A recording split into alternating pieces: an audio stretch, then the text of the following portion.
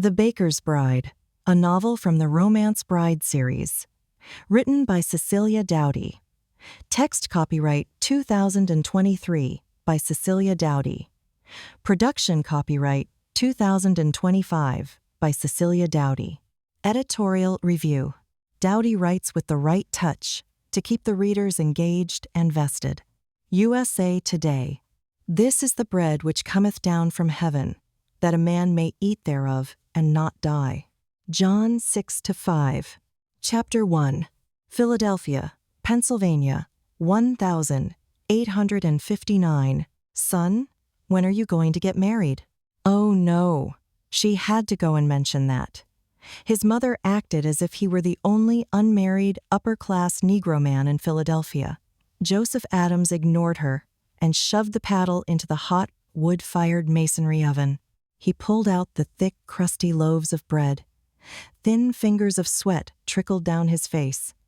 He set the paddle of hot bread onto the counter and flexed his aching arms.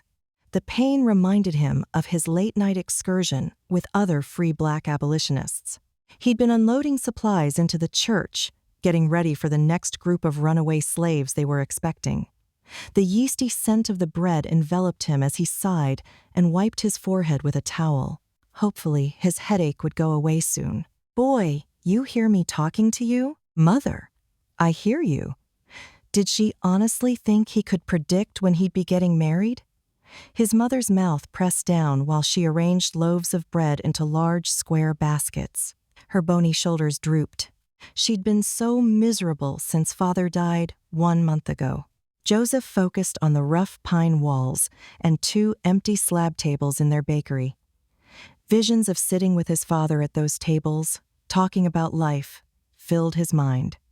He eyed his mother. She hadn't been eating as well as she should be, and she'd lost a lot of weight.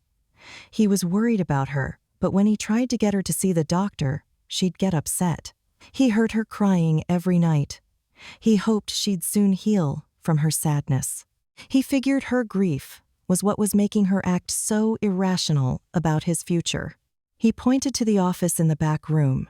He briefly eyed the stacks of parchment papers and inkwell resting on top of the antique desk and focused on the painting of his late father centered on the wall. Didn't you tell me you had to do some bookkeeping today? Maybe if he got her focused on something else, she'd stop asking him about holy matrimony. She shook her head, the red kerchief on her head bouncing with the movement. You never answered my question about marriage. No, he hadn't. She'd asked that question at least 10 times over the last month. His response hadn't changed, so why bother answering? Mother, I don't want to talk about marriage. He again gestured toward the office.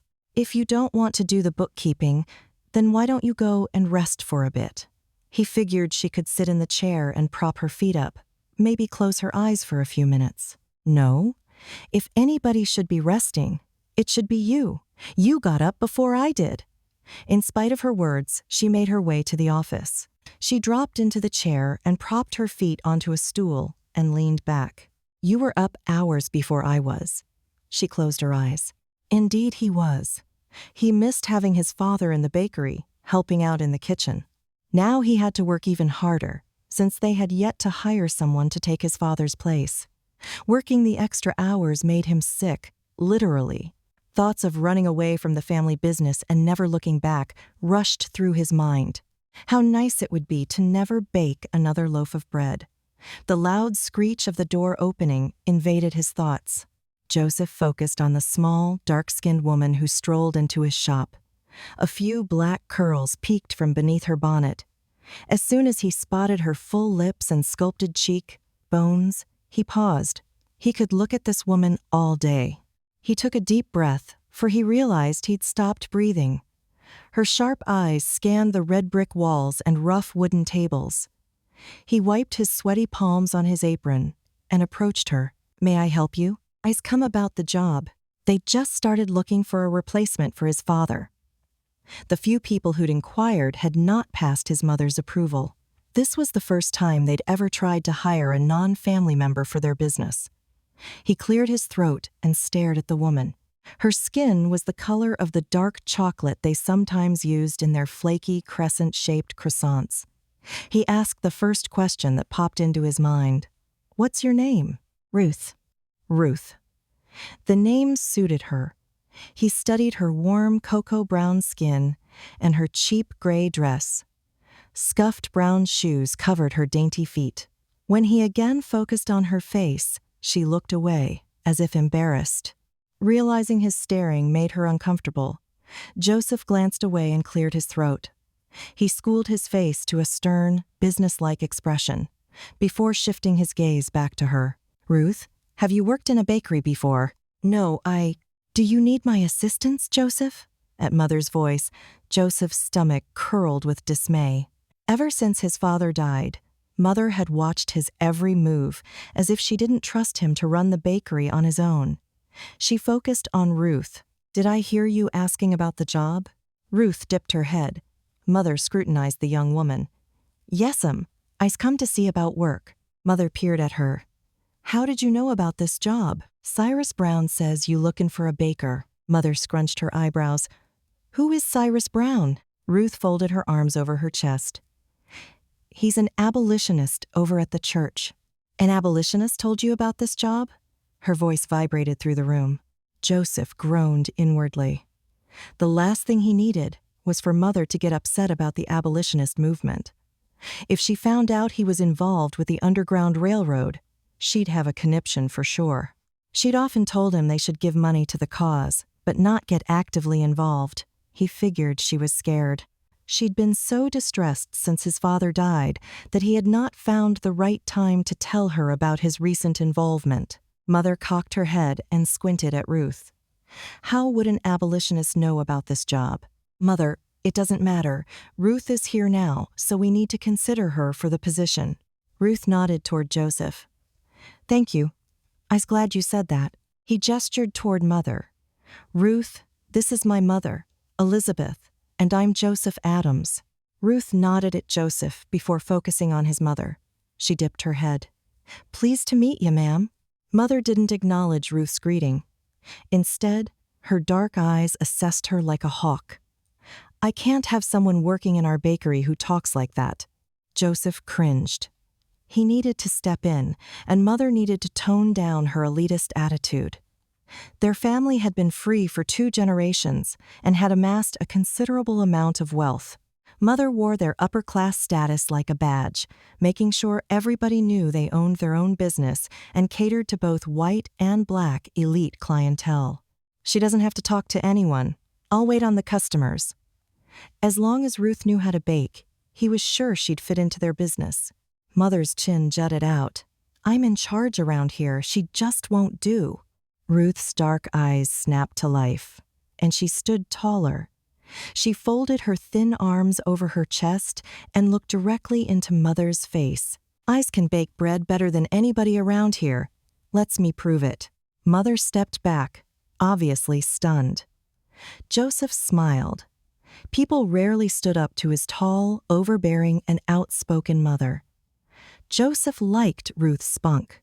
Someone like Ruth was just what they needed around here to put Mother in her place. He needed to hurry up and give Ruth a chance before Mother got crazy and forced her to leave the bakery. He gestured toward their oven. "Come over to the oven, Ruth." With quick steps, she followed him to the workspace behind the counter.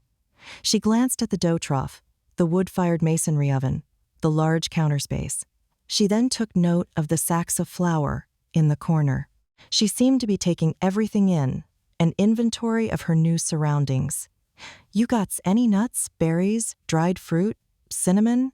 Joseph opened the cabinet and removed dried cranberries, raisins, and a canister of cinnamon, pushed the items toward Ruth, then glanced at Mother and grinned. Mother remained uncharacteristically quiet. Usually when she met someone, she enjoyed dominating the conversation. Her silence told him she was either impressed or speechless, and it took a lot to make Mother speechless. Ruth took the paddle, plunged it into the trough, and scooped some dough onto the counter. She then stopped and glanced around. "Do you have any dough that's already been set out to rise?" "Yes." He rushed to give her the filled wooden bowl he'd placed near the oven earlier. She dumped the dough onto the workspace and sprinkled flour on top. Then, With deft hands, she worked the dough, sprinkling in the cinnamon, nuts, and dried fruit. Her small, delicate hands looked so lovely. He could imagine watching her knead dough all day. She stopped working, turning toward him. "Where's the other stuff?" He frowned. What was she talking about? Stuff? To bake your bread.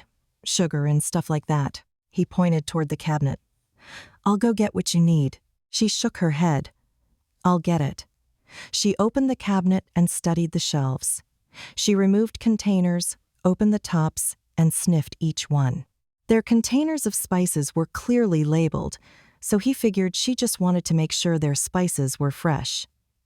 She stopped sniffing and looked directly at him. "Don't watch me." The command flew from her mouth as her dark eyes pierced his. Goodness, he hadn't been expecting that. He focused on Mother. Her narrowed, dark eyes and pressed mouth indicated her building anger. Joseph's hopes for Ruth earning a position in their bakery deflated. Not wanting to crowd Ruth, Joseph left her side and strolled over to Mother, who gestured at Ruth as she leaned toward him. "Don't let that foolish girl give you orders. No way is she working here." Despite her whispered voice, he wondered if Ruth could hear her. "Mother." Joseph's grip on his temper slipped at Mother's imperious attitude. He eyed Ruth again. It appeared she'd dumped some herbs and spices into a bowl. He wondered what she'd put into the dish. She dumped the contents into the dough, and her hands again kneaded the mixture. Soon, she'd made 4 perfectly round, small loaves. When she finally stood back and pressed her fists against her waist, he joined her behind the counter. "I usually lets this rise for an hour, but I knows you don't want to wait." Joseph figured Ruth knew Mother was uneasy about hiring her, and she wanted them to taste her bread as soon as possible. She took a pinch of flour and turned toward the large, beehive-shaped brick oven. Orange flames licked from the back of the baking hole. She tossed the flour into the oven. The cloud of flour floated down on the brick surface. The white powder slowly darkened from the heat. Her beautiful lips moved. He figured she was counting how long it took for the flour to brown. She then gave a little nod, took the handle of the large paddle, and shoved the loaves into the oven. Her lips continued to move silently. He wondered if she was counting, or praying, or what. She cleaned up her mess on the counter and returned the bowl to the cabinet. A delicious fruity scent soon filled the kitchen. Joseph's mouth watered. He had been so busy he hadn't stopped for dinner that afternoon. The heavenly scent grew stronger, and Joseph's stomach rumbled. About 20 minutes later, Ruth lifted the paddle and quickly removed the hot, crusty loaves of bread. The dried fruit peeked through the cooked dough. He opened the cabinet and removed the butter crock. They waited for the bread to cool slightly before Joseph sliced open one of the loaves. Steam exploded from the bread, releasing more of the delicious scent. He slathered butter on 2 thick slices of bread and carried the extra slice to Mother. She eyed the delicious-smelling bread. Her eyes sparked with curiosity. She accepted the bread and took a hearty bite. His stomach rumbled again as he bit into the bread. Heaven help him. This bread tasted amazing. The combination of fruit, nuts, and cinnamon exploded in his mouth. He closed his eyes. Melted butter dribbled down his chin. He gobbled another bite. He wiped the stray butter away with his hand. There was something else in this bread, too. Some other spices. What were they? Mother gave him a critical glance.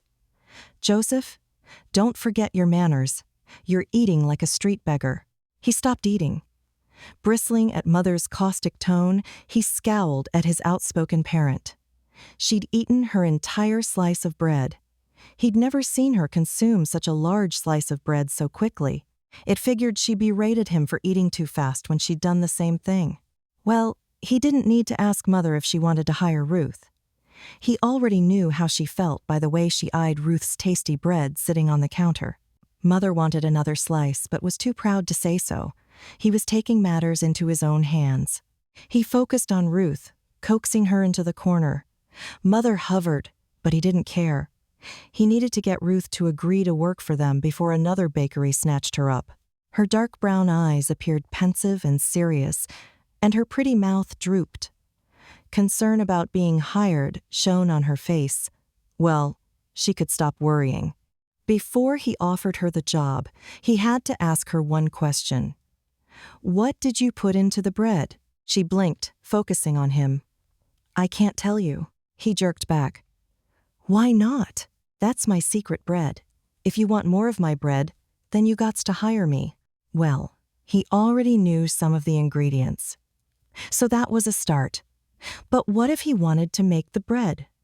What if Ruth were sick or delayed from coming to the bakery? How would he manage to make this bread if she wouldn't tell him what was in it? Well, he'd figure all of that out later. For now, he just needed to make sure they hired Ruth. He offered his hand. "Ruth, would you like to work in our bakery?" He mentioned the wages they'd offer.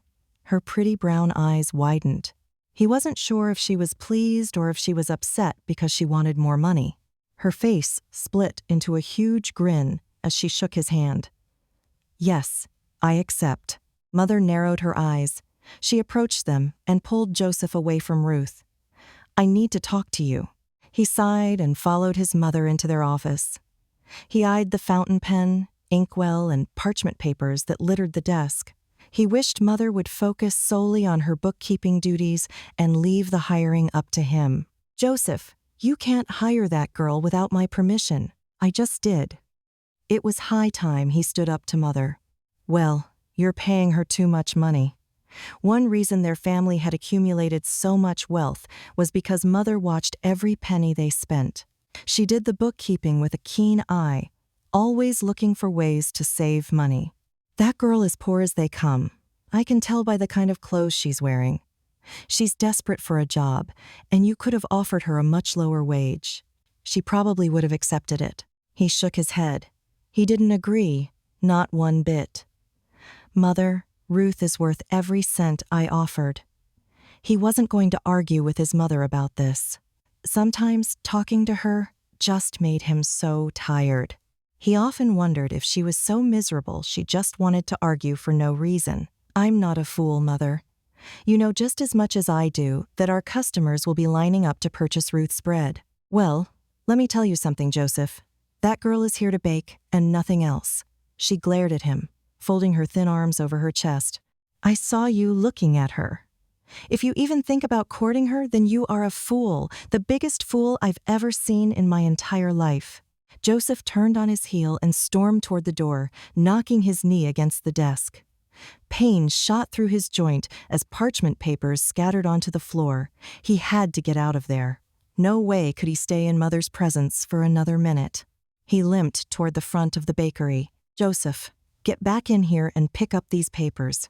The scent of Ruth's delicious bread lingered in the hot air. He pushed the door open and breathed deeply, limping outside and into the sun. "Joseph!" his mother yelled from the door, but he'd already limped halfway down the Cullen street. No way would she follow him. She wouldn't risk losing income by leaving the bakery unattended. He finally dropped onto a bench beneath a huge oak tree. Bright sunlight sliced through the branches as the leaves danced in the wind. A man in a black suit rushed by, checking his pocket watch. Joseph closed his eyes and tilted his face toward the sky. He rubbed his aching knee and tried to calm down. He figured if he'd stayed around his mother another minute, he might have said something he'd later regret. Chapter 2. Ruth smiled as she scurried down Market Street. The strong scent of animals filled the air as horse-drawn wagons maneuvered down the road. She stopped, leaned against a tree, and closed her eyes. "Jesus, thank you so much. I's blessed to find this job." She opened her eyes and continued down the street at a slower pace. Folks in business suits rushed by, and a little boy stood at the corner, hawking candles. Joy bubbled through her like boiling water. She just couldn't resist. She turned at the next corner and ran the last block toward the rooming house where she stayed. Miss Tilly, one of the boarders, unexpectedly came around the corner, and she ran right into her. Miss Tilly's spectacles jerked to an angle, and she dropped her dinner pail and school satchel. "Oh, I'm so sorry. She rushed to help the schoolteacher gather her belongings. My goodness, Ruth, you were running like somebody was chasing you. I'm sorry, Miss Tilly. She really wanted to be sure the schoolmarm was okay. Anything I can do to help? She handed the woman's dinner pail and satchel to her. Ruth, I'm fine. I just want to make sure you're okay. I's fine, delighted actually. Well, glad to hear that. Why don't you come in and tell me why you're so happy? In the few days you've been here, I've never seen you look so delighted. I's be glad to tell you about it. Miss Tilly opened the door to the rooming house, and Ruth followed her inside. The schoolmarm, the daughter of the elderly rooming house owner, looked at least 10 years older than Ruth's 18 years. She followed the older woman into the sitting room. The sun beamed through the open drapes, highlighting the large pine table and chairs. A bookshelf nestled in the corner filled with several titles. Ruth ran her fingers over the spines. A longing to be able to read the words printed on the book's pages gushed through her. She pushed the longing aside as Miss Tilly went into the adjoining kitchen. She reappeared with a plate of sugar cookies. She placed them on the table and soon returned with 2 tin cups of water. We can have ourselves a little snack. I told Ma I'd been craving some sugar cookies, so I'm glad to see that she baked some. I's can bake some good cookies. I don't mind doing that for you, but I's going to be busy working at the bakery. They settled into their chairs as she smiled and bit into a cookie. She enjoyed the delicious sweetness and took a sip of water, and then she told her friend about getting the job at Adam's Bakery. Miss Tilly, I's so glad to get this job. That's why I was running down the street. Not only is I glad, but I'm also worried. Miss Tilly nodded, her wise, kind eyes focused on Ruth. You mentioned you couldn't read the labels on the spices, so you sniffed them to see what they were? Yes'm, Elizabeth. Mrs. Adams didn't seem to like the way I talked.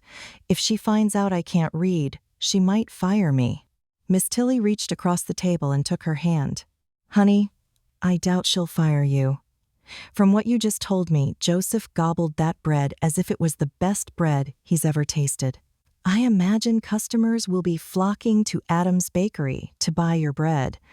She squeezed Ruth's hand. That woman is as stingy as a miser. She watches her pennies, that's for sure. As soon as those profits start rolling in from your bread, there's no way she'll fire you. Really? She wasn't so sure if money would be enough of an incentive for Elizabeth to keep her on staff. I can almost guarantee it, but if you want my advice, if I were you, I wouldn't tell her you're an illiterate former slave. If she ever asks you the question directly, then you can tell her, but otherwise, I'd keep that information to myself. Ruth frowned. Why? I's not scared of her. She sat up straighter in her chair. I's not ashamed of being a former slave. She certainly didn't have control over where she was born and raised, so it was wrong of Mrs. Adams to hold her past against her. I've known both Elizabeth and Joseph for years. If she doesn't like someone, she'll make them miserable. For that matter, even people she does like, she makes miserable. That woman has been sad and upset for a while, and her negative attitude has gotten worse since her husband passed. Her husband died? That's so sad. Ruth mentally sighed, able to relate to Mrs. Adams's pain. The woman was probably sad and needed some cheering up. Ruth needed to try to figure out what to do to make Elizabeth feel better. Yes, her husband's recent death is sad. The schoolteacher released Ruth's hand and gestured toward the bookcase. I've noticed you looking at those books lately. I think it might help you working in the bakery if you learn to read and write. I could even teach you proper English, if you wish. Ruth felt as if the schoolmarm had read her mind. On her journey home from the bakery, she'd wondered if learning to read, write, and speak properly would help with her transition to this new area.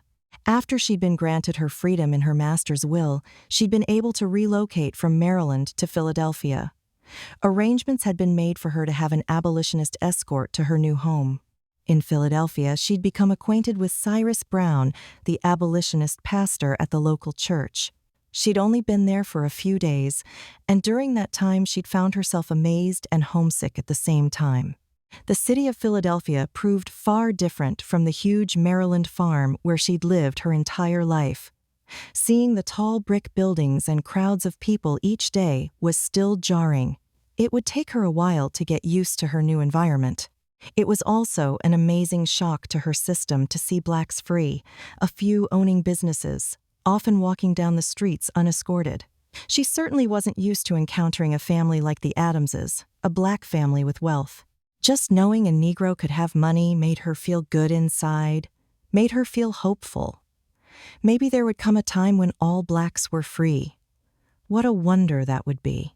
Lord, please help those still enslaved. Miss Tilly patted her arm. Ruth, are you all right? I asked if you'd like to learn to read, but it seemed you were daydreaming. Sorry, just thinking about my trip from Maryland. She dipped her head. Yes'm, I'd like to learn to read. She nodded. Good decision. Learning to read will open your world up to so many things. She paused and took a sip of water. I was also thinking you could help with the abolitionist movement. Both myself and my ma have been active for a while.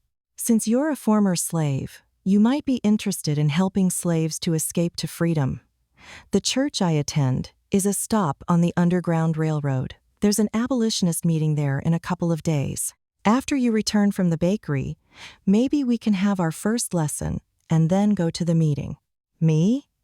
Helping with the Underground Railroad? She honestly couldn't imagine how she could help. What skills could she bring to the cause? All she could do was bake bread and cook an appetizing meal. Ruth, I can tell you're hesitant. But being a former slave yourself, I'm sure you realize how important it is for people to escape to freedom. Don't be scared. We pray before all of our meetings, and we feel led to do this. Freedom. The feeling was so new to her that she was just getting used to it. The taste of freedom was so new and fresh, almost like tasting the sweetest nectar for the first time. She still wasn't used to not answering to her master. Her life had proved a whirlwind of change, and she didn't want to risk making wrong decisions. Feelings of inadequacy churned through her like sour butter. She'd been thinking of assisting with the Underground Railroad ever since she'd gained her freedom. But Miss Tilly, I don't know what I can do to help. Yous know I can't read. Can't write either. Harriet Tubman can't read or write. She's been wanted for years. She's the biggest advocate for the Underground Railroad. You don't need to be educated to help others. She patted her hand, stood, and gathered her dinner pail and satchel. I've got to go and prepare my lessons for tomorrow. Just think about what I've said. After they'd finished visiting, Ruth made her way outside to the small garden. Miss Tilly had shown her the herb garden, and she had volunteered to keep it thriving. The May sunshine enveloped the thriving plants with warmth. She'd also planted some seeds that she'd brought up with her from Maryland. It'd probably be a week before they sprouted. She took a filled watering can and liberally sprinkled her seedlings and the other plants with water. She sniffed the aroma of rosemary, thyme, oregano, and other herbs. She used combinations of these herbs to give her bread a unique, distinctive taste. Small paper sacks lined the edge of the garden. When she'd journeyed to Philadelphia, she'd brought bunches of her dried herbs with her. She opened a sack that held one of her unique combinations. She sniffed. Since she couldn't read, it wasn't possible to label the packs of herbs. Instead, she deduced the contents by sniffing. This sack contained her unique herb combination, which paired nicely with the cinnamon and raisins she'd used in the bread this morning. She'd hid the herbs in her satchel and was glad Joseph had done as she'd commanded and not watched her. In due time, Joseph and his mother would figure out she snuck her own herbs in the bread. However, if she was discreet about it, she might hide her secret for a long while. She hoped to keep her secret as long as possible. After watering the plants, she went up to her room, looked out the window, and studied the street. A few couples walked together holding hands. She studied the red brick buildings surrounding her, still astounded that Philadelphia was now her home. The supper hour was drawing near. The scent of vegetables and meat drifted from the kitchen downstairs. Miss Tilly's mother had started supper. As she stared at a horse-drawn buggy clomping down the street, she again recalled her home. She missed Maryland. No, she didn't miss not getting paid for her job, but she missed the other slaves. her friends, and the bit of camaraderie they'd shared. When she'd left, her departure had been bittersweet. Yes, memories filled her mind, some good and a lot bad. She squeezed her eyes shut, recalling how she'd lost the only man she'd ever truly loved. The death of the man she'd loved on an adjoining plantation still shook her to the core. She squeezed her hands into fists, her eyes still closed. The pain from slavery ran deep, and she had to do what she could so that others didn't suffer too. Granted, her suffering was probably minor compared to what others had experienced and were still experiencing in their days of slavery. She leaned against the wall and wiped away the unwelcome tears from her eyes. She again recalled the abolitionist meeting to which Miss Tilly had invited her. Yes, she'd be going to that meeting. She'd do all she could to help abolish slavery. Chapter 3. Joseph shoved the last bite of beef into his mouth and washed it down with water. Joseph, stop eating so fast. He needed to get to the abolitionist meeting tonight. No way was he telling Mother about that. He didn't want to be late. He would have skipped supper so he could get to the meeting on time, but he figured it would have aroused Mother's suspicions. They were having supper late that evening, for a good reason. Mother had gone over the accounting ledgers for the last couple of days. Since they'd hired Ruth, their profits had increased by 25%. Just seeing the increase of income in 2 days' time had somewhat pacified Mother about hiring her. She still barked at Ruth with a stark tone, but he figured in time Mother would learn to treat her with the respect that she deserved. He certainly hoped so. I've got something to do tonight. What's that? She narrowed her eyes and gave him a shrewd look. Joseph, you better not be hiding anything from me. Mother, I'm a 25-year-old man. Stop treating me like a child. I don't have to tell you everything I do. She frowned and pushed her plate away. At least she'd finished half her supper, which was a blessing. Her appetite seemed to have returned since they'd gotten extra money into their coffers. Are you going to call on Francine tonight? No. The beautiful Francine was an upper-class black woman whom he'd escorted to one formal event. The woman proved whiny and clingy. One evening alone with her was enough for him to determine they did not belong together. Then where are you going? It was none of her business. He pushed his chair back, stood up, and kissed her cheek. I'll see you later, Mother. Hopefully she'd be in bed by the time he returned. The last thing he needed was to have her subject him to an inquisition when he came home. Ruth's hard shoes pounded on the cobbled street as she rushed to the abolitionist meeting. The last couple of days working in the bakery had been busy. She flexed her aching fingers. She'd never needed so much bread each day. When she'd been a slave on the big farm, she'd cooked, cleaned, and baked a few loaves of bread daily. Working in a bakery was much different than kneading bread for farmers and workers. It had been a blessing that she'd been able to keep up with the orders. People lined up down the street to purchase her herbal, cinnamon, dried fruit bread. Joseph's hazel eyes had been laced with kindness when he'd seen her rushing to keep up with the orders. She'd been so tired, and he'd kindly offered to help bake the bread. But she didn't want him to know her secret recipe. A young man rushed by so quickly he bumped right into her. She blinked, and her steps faltered as the scent of male sweat and corn filled her nose. Thomas. This man smelled just like her deceased beau. So sorry, miss. He bowed his head, and her heart skipped.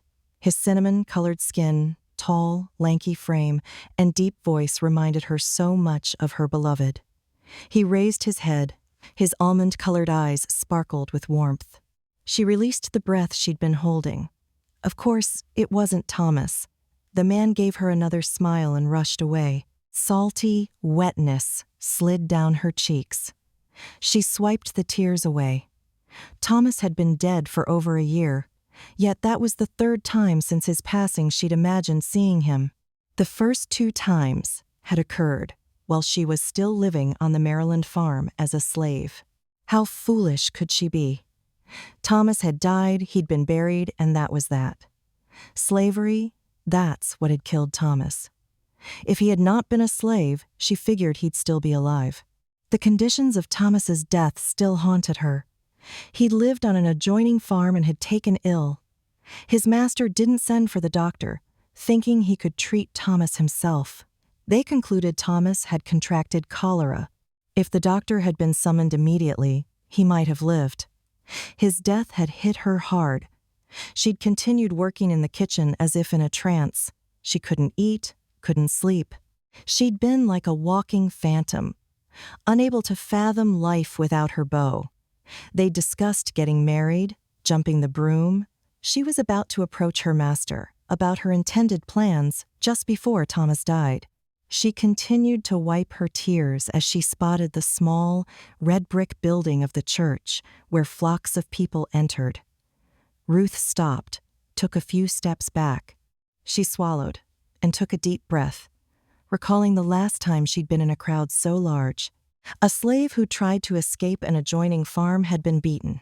She'd witnessed the poor man being beaten so hard, he died a few days later. "Ruth, are you all right?" Her heart skipped when Joseph touched her shoulder and pressed a white handkerchief into her hand. She blinked and suddenly realized she'd been crying. She sniffed. Her nose was running too. She mashed her lips down, squeezed the handkerchief, and closed her eyes. She'd done so poorly. She only cried when she was alone. If she was careful, she could avoid tears in public. Well, the few times she'd spotted someone who resembled Thomas, she'd lost control, unable to keep her emotions hidden until she was alone. Now, Joseph had seen her cry. She certainly hoped he didn't think she'd be a weak, sniveling woman while working in the bakery. She considered herself a strong woman, and she didn't want Joseph to think otherwise. She took a deep breath and stood up taller. She needed to pull herself together. She had to focus on helping with the Underground Railroad and worry about her grief later. "Eyes okay?" She wiped her wet eyes and blew her nose. She figured she could clean Joseph's handkerchief and return it to him later. She tucked it into her battered reticule and again focused on the crowd of people entering the church. "Why are you crying?" "Slavery. Thinking about it makes me sad." She didn't want to tell him about the beating she'd witnessed, or about Thomas. "So, you're here for the abolitionist meeting?" She nodded. "Miss Tilly was supposed to come with me, but she's sick." Before the meeting, Miss Tilly was supposed to start teaching her the alphabet so she could learn to read. Before she'd left for the meeting, she'd stopped by her room and had seen the metal sick bucket beside her bed. Miss Tilly said she had a stomachache and couldn't attend the meeting. Her ma had been tending to her. Ruth had some dried mint leaves and had brewed them into a tea and given it to Miss Tilly's ma to give her. Might help with her sick stomach, she'd advised. She'd been disappointed she'd have to attend the meeting alone. She didn't realize Joseph was a part of the abolitionist cause. Strange that Miss Tilly had not mentioned this when she'd invited her to the meeting a couple of days ago. Her heart skipped as Joseph touched the small of her back and led her inside the church. Lanterns were lit, and crowds of folks flocked to the hard wooden pews. They took the last 2 spots on the back pew. She spotted some whites amidst the mostly Negro crowd. Joseph touched her hand and gestured toward the group of whites. "Those are Quakers." He mentioned their names. "They've been working with the abolitionists for a long time, trying to stop slavery." She nodded. This was the first time she'd ever seen whites and Negroes openly meeting together. She surveyed the church, studied the rough wooden cross in the front of the room. "Jesus, I really needs you right now. Please take my sadness away." Seeing Joseph had been a somewhat welcome reprieve to her sadness. She discreetly studied him while they waited for the meeting to begin. She'd been relieved when he didn't ask her more questions as to why she'd been crying. Joseph was probably one of the handsomest men she'd ever seen, besides Thomas. His skin was cinnamon-colored. His complexion reminded her of a loaf of lightly browned bread. He was tall, muscular, and hard-working. His curly hair was light too, like the color of dust. The color of his eyes was captivating. His eyes weren't dark brown, like hers. They were light, like the skins of the hazelnuts she'd once chopped for a pie. Over the last few days, she'd caught him staring at her. For some weird reason, She felt he could see deep into her soul. When they'd taken their dinner break, his mother had hovered, as if afraid to leave them alone to eat. She'd sensed he'd wanted to talk to her, ask her questions about herself. When his mother had left to deposit money in the bank, a couple of skinny street beggars had shown up. Joseph knew them by name and had given them a loaf of bread and some milk. She figured the beggars knew when his mother wasn't around, they could come seeking food. Joseph had been so kind, asking them questions about their lives, and he'd encouraged them to come to church. The beggars had left by the time his mother returned. She'd been touched by his kindness. She'd been thinking about his interaction with the vagrants all day. She might as well ask him about it. "It was mighty kind of you to help the street beggars today." He raised his thick eyebrows. "Those two have been coming around for a few years. I've been praying for them. I think you know Mother doesn't realize that I feed street beggars." She nodded. Would she be upset about a loaf of bread and some milk? It'd be upsetting to know Joseph's mother would withhold food from someone for a few pennies of profit. Surprisingly, Joseph chuckled. "Hard to say. She might not say anything initially, but since I do it every week, yes, I could see her objecting." He touched her hand, and her skin warmed. "I hope working with Mother doesn't bother you very much. She's always been controlling, but she's gotten much worse since Father died." Ruth nodded. "I'm sorry to hear that. Miss Tilly told me your pa passed. Anything I can do to make your ma feel better?" His mouth dropped open, and he appeared speechless. He then focused on her again. "Ruth, that is so nice of you to ask. I honestly don't know what could help Mother feel better except some prayers." She nodded. That sounded like a good idea. She almost felt ashamed she'd not thought of praying on her own. "All right, I'll be praying for your ma and for you too. I figure it's hard on both of you since your pa passed." "Thank you." He tilted his head, studying her for a few seconds. "What about you, Ruth? Are your parents still alive?" Since she never knew her parents, she didn't know how to answer. "Everyone, time to start the meeting." Cyrus Brown rescued her from responding to Joseph's question. She figured he'd ask her about it again someday, but she'd rather wait until she'd been working at the bakery for a while before she shared something so personal with him. Cyrus leaned on his cane as he made his way to the podium. She'd heard he was close to 80 years old. He'd even revealed his health was starting to decline. Cyrus's kind eyes stared at the audience. "The Lord wants us to do all we can to abolish slavery. We've already helped so many slaves to escape, but we must help more." He bowed his head, and Ruth lowered hers and closed her eyes. She focused on Cyrus's words. "Dear Lord Jesus, please be with us tonight as we try our best to abolish slavery. Please let your Holy Spirit be with us during this meeting." He paused for so long that Ruth peeked at the front of the room and spotted Cyrus wiping his eyes. She pressed her hands together and closed her eyes again. "Please be with all of the slaves who are on the run right now, Lord. Help them to find freedom. Amen." "Amen," Ruth whispered. Cyrus opened his mouth, and his deep voice boomed throughout the church.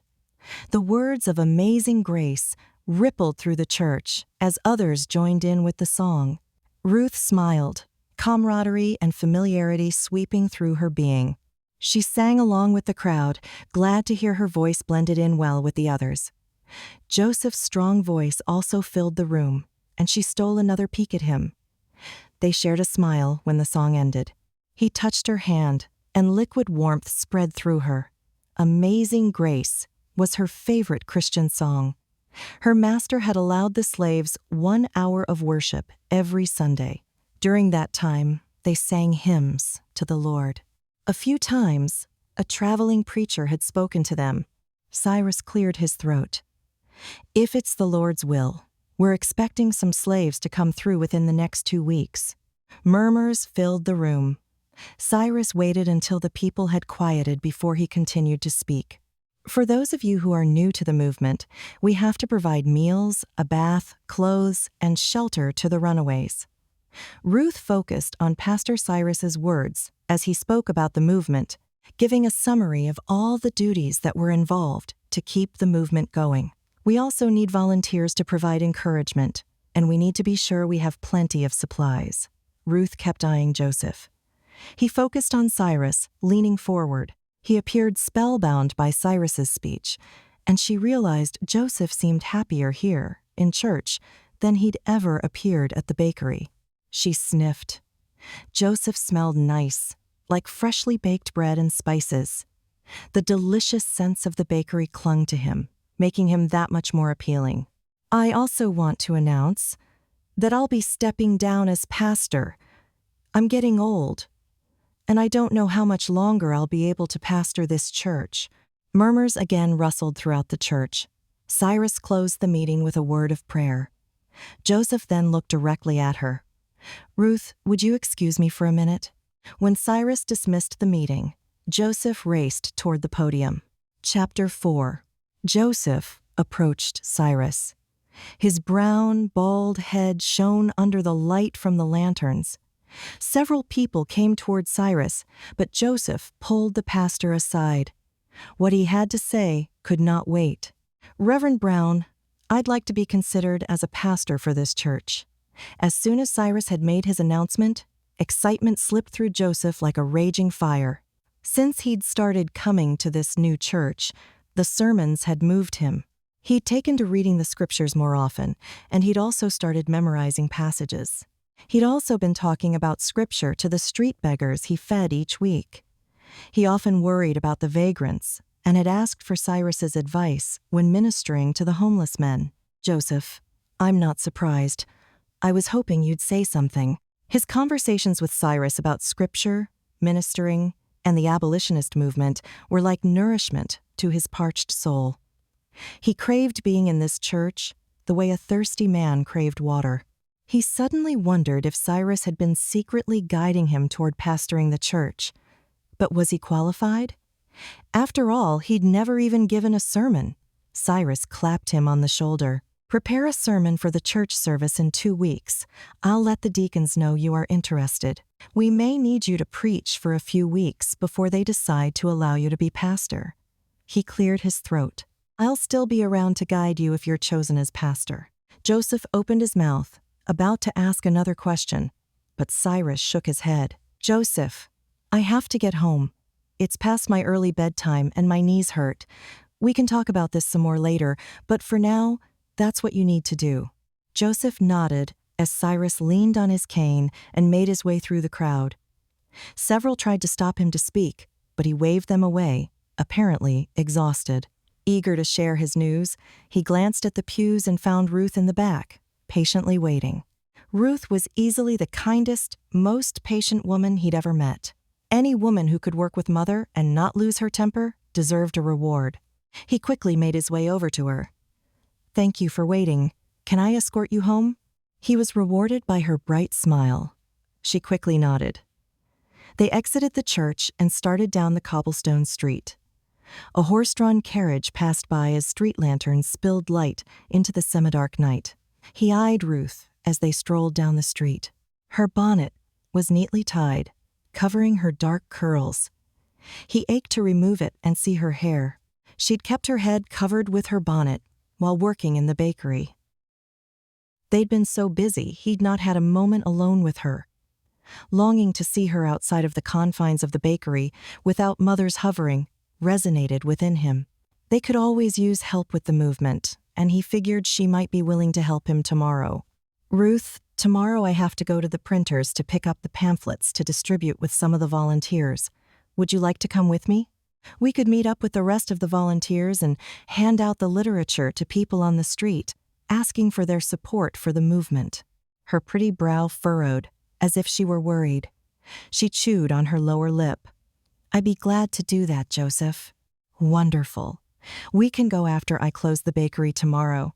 Mother will be leaving right before closing because she has an errand to run, so she won't bother us. Your ma don't know about your involvement in the Underground Railroad? He swallowed and shook his head. Ruth was a nice, honest woman, and he sensed he could trust her. No, she doesn't, he sighed. If she knew, she'd be extremely upset. Ruth stopped walking and looked directly into his eyes. Her brown eyes sparkled beneath the lit lanterns. She clutched her reticule as if she were nervous. "Joseph, you should tell your ma about your involvement. Don't be scared of her. Besides, won't she eventually find out if you're passing out literature on the street?" Not only was Ruth beautiful and honest, she was courageous. He figured she wouldn't keep something like this from Mother if she were in his position. "Philadelphia is a big city.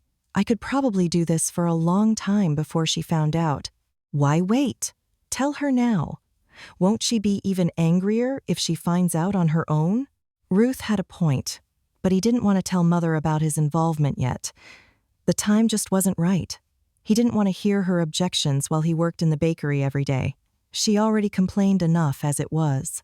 They continued walking, and he squeezed his hand into a fist. He ached to hold Ruth's hand, but he didn't know if it was a good idea. Sure, he thought about Ruth every night before going to bed, and he loved seeing her in the bakery, but he figured it was too soon to let her know of his attraction to her. "Joseph, I thinks you making a big mistake, not telling your ma about your abolitionist involvement." He didn't want to talk about Mother anymore. Just talking about his mother was ruining a perfect spring evening. It was time to change the topic. "So Ruth, where did you learn to bake bread?"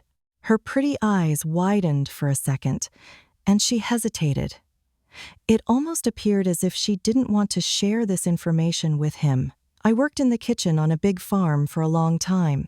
The owner died. I then decided to work in a bakery instead."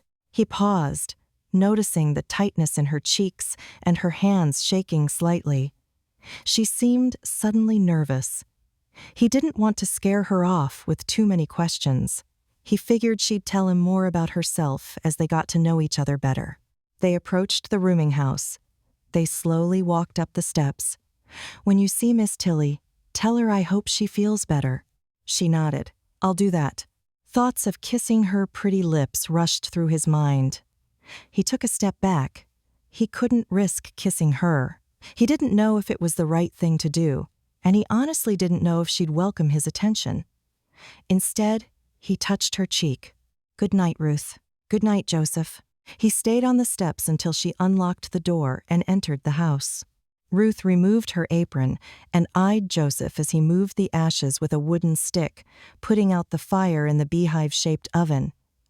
Gray smoke curled up from the baking hole as the flames died. She wiped the sweat from her brow. It had been a long workday, and they'd sold many loaves of bread, just as they'd done the previous days. Her bread continued to be popular at the bakery, and she'd overheard customers asking Joseph questions about her. When he'd walked her home the previous evening, her heart had skipped. When he dropped her off at the door, she wondered if he'd kiss her. She was glad he hadn't. When she'd gone to bed last night, she'd dreamed about Thomas. Although she enjoyed the time she'd spent with Joseph, she doubted she'd ever get married. Thomas's death still haunted her. She still thought about the conversation she'd had with Miss Tilly. She found that her desire to help with the movement had grown in just a few days' time. She wanted to help as many people as she could to find freedom. She also wanted to tell them about Jesus. She felt that was her calling in life. She honestly didn't think she was strong enough to fall in love again. She sensed just helping others in the movement was what she wanted to focus on. Being courted by a man was not something she wanted to do right now. She sensed Joseph wanted to ask her questions about her background to find out more about her. Once, his ma had caught him staring at her, and he'd looked away as if he were embarrassed. During the day, Elizabeth hovered, her eyes narrowed like a hawk. Whenever Joseph was about to speak to her, Elizabeth would appear, almost as if she suspected Joseph's interest in Ruth. Well, the woman should learn to calm down and not spy on her son. Even though Joseph seemed as if he were interested in getting to know her better, she knew once he found out she was an illiterate former slave, he'd avoid her like the plague. His mother had such a strong hold on him that Ruth wondered about them. She treated Joseph as if he were a child instead of a grown man. A handsome grown man with light brown skin and amazing eyes. She'd overheard some of the young, female patrons flirting with him when they came into the bakery. He'd always rebuffed their advances. Another thing about Joseph that proved troubling. Except for yesterday evening, she never saw him smile. He was always frowning, and he bristled whenever his mother came around, as if he resented her presence. He baked bread almost mechanically, as if he had no choice. He removed his apron and came toward her. "Are you ready, Ruth?" She nodded. His ma had left about 30 minutes earlier, and it was time to go to the printers to fetch the literature. She was still eager to learn to read. It was kind of sad she was passing out literature, and she didn't even know what it said. Miss Tilly promised they could start their lessons right before bed that evening. She squeezed her hands together, eagerly wanting to learn to read and possibly write. Imagine that, writing her own name. Joseph held the door open, and they stepped outside onto the sidewalk. The hot sun beat down on them as they started walking along the cobblestone street. Joseph reached for her hand. She shook her head and took a few steps away from him. She wanted him to hold her hand, but didn't think it was a good idea to allow herself to become smitten with Joseph, not until he knew all of her secrets. His attention would never grow into a fruitful relationship, so it was probably best if she didn't encourage his attention. "You don't want me to hold your hand?" The disappointment in his voice made her pause. "We don't know each other very well, and—" He shook his head. "We can discuss this later, Ruth. I'm sorry if I offended you." He took quick steps, and as sweat poured down Ruth's brow, she forced herself to quicken her pace to keep up with him. She struggled to walk so fast, and her foot caught on a loose brick, and she stumbled. She cried out, and Joseph turned around and caught her. "Ruth, I'm so sorry." His deep voice washed over her like cool water on a hot day. His strong arms wrapped around her like a glove, and he smelled nice, like freshly baked bread. She looked into his hazel eyes and couldn't think of what to say. Her tongue seemed glued to the roof of her mouth. She took a deep breath. She couldn't let Joseph make her feel so unsettled. She cleared her throat and finally found her voice as she stood upright. "You sure do walk fast. You wasn't walking this fast last night. I want to get to the printers before they close, and I'm eager to start handing out the literature. I didn't remember you probably would not be able to keep up with me." He shook his head for a few seconds. "Accept my apologies, please. I should have been more considerate." She didn't trust herself to speak. Her attraction to Joseph was as real as the sun shining from the blue sky. She figured her attraction would go away. She'd just been irritable from the heat, and she'd been afraid of falling on the street. Flustered, that was the way she'd been feeling, and Joseph's rescue had made her feel a bit better. "I's okay." He really did seem to feel bad about his mishap. He slowed his pace, and soon she was strolling beside him. She almost stumbled again, but he quickly touched the small of her back, breaking her fall. They need to replace some of these cobblestones. Finally, they walked at a leisurely pace. The late afternoon sun shone on them with warmth. Ruth wiped her brow. "Sure is hot out here." "Yes, it is hotter than normal today." He continued walking slowly, his feet clomping against the street. She had a lot of questions she wanted to ask him, but she wasn't sure if her curiosity would encourage him to ask more questions about her background. "Ruth?" His deep, sultry voice interrupted their silent walk. "Yes?" Looked like he had something he wanted to ask her too. "You said we don't know each other very well." "That's true. We haven't really had time to get to know one another since Mother is always watching us." That was an understatement. She figured since they were working together every day, it'd make sense to know something about one another. She gulped as they turned a corner. A horse-drawn carriage clomped down the street as folks rushed by. Hopefully, he didn't want to get too personal. She wasn't ready to tell him everything about herself. She figured it might be best to focus on him. "You mind talking about your pa?" He frowned. She touched his arm.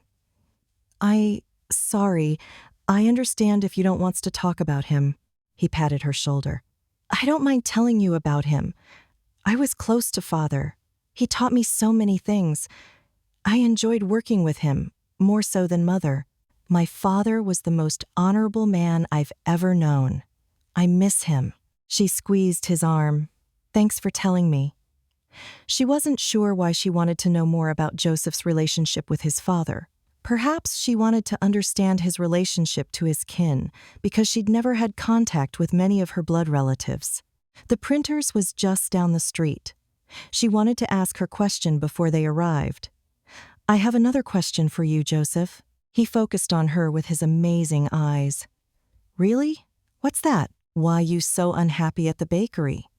You seem happier when you're not there. If I had to explain, it would take me all day.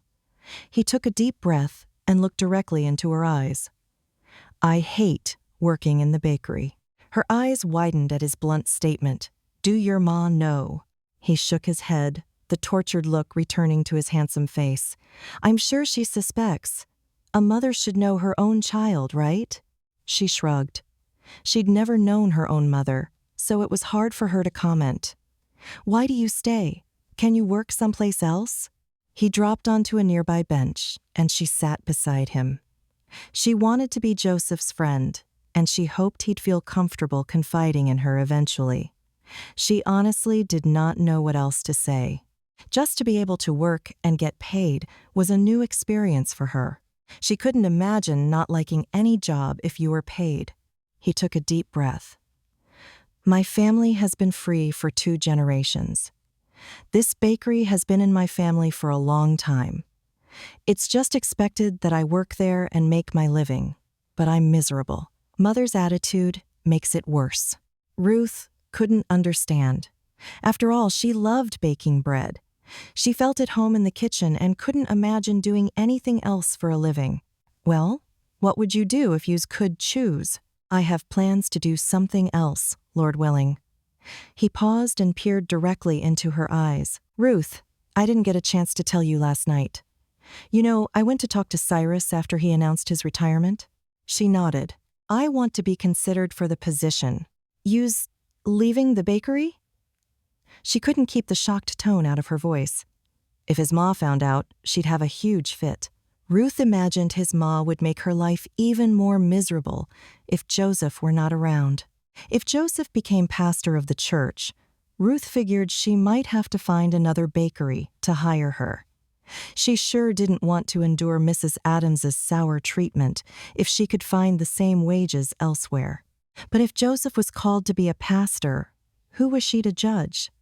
She recalled his kindness toward the beggars. She sensed he enjoyed ministering to others, so she needed to have faith things would work themselves out if he was appointed pastor. If I get the position, then yes, I'd be leaving. Mother will be disappointed. She sure would be. Ruth didn't want to be anywhere near the bakery when Joseph told his ma his news. She didn't want him to get the wrong idea about her reaction. I's happy for you, Joseph. I hope you gets appointed. He smiled. His hazel eyes sparkled with warmth. Thank you, Ruth.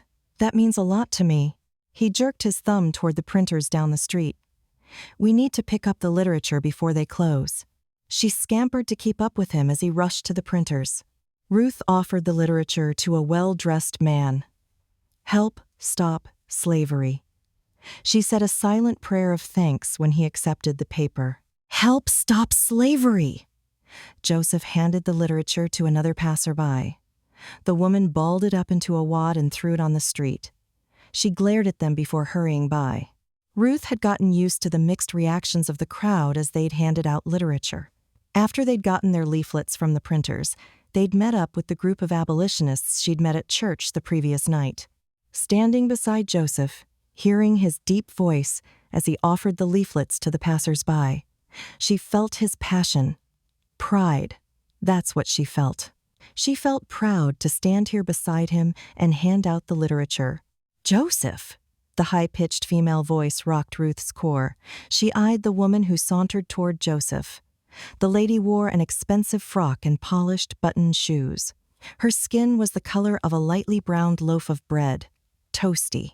She carried a black umbrella to shield her pretty face from the sun. By far, she was the most beautiful Negro woman Ruth had ever seen. Her entire appearance screamed money, wealth. Ruth figured this gal was part of one of the elite black families in the area. The woman fingered Joseph's lapel, her eyes downcast. "Why have you not called on me?" Ruth's heart skipped a beat, and she was glad she hadn't allowed Joseph to hold her hand earlier. Francine.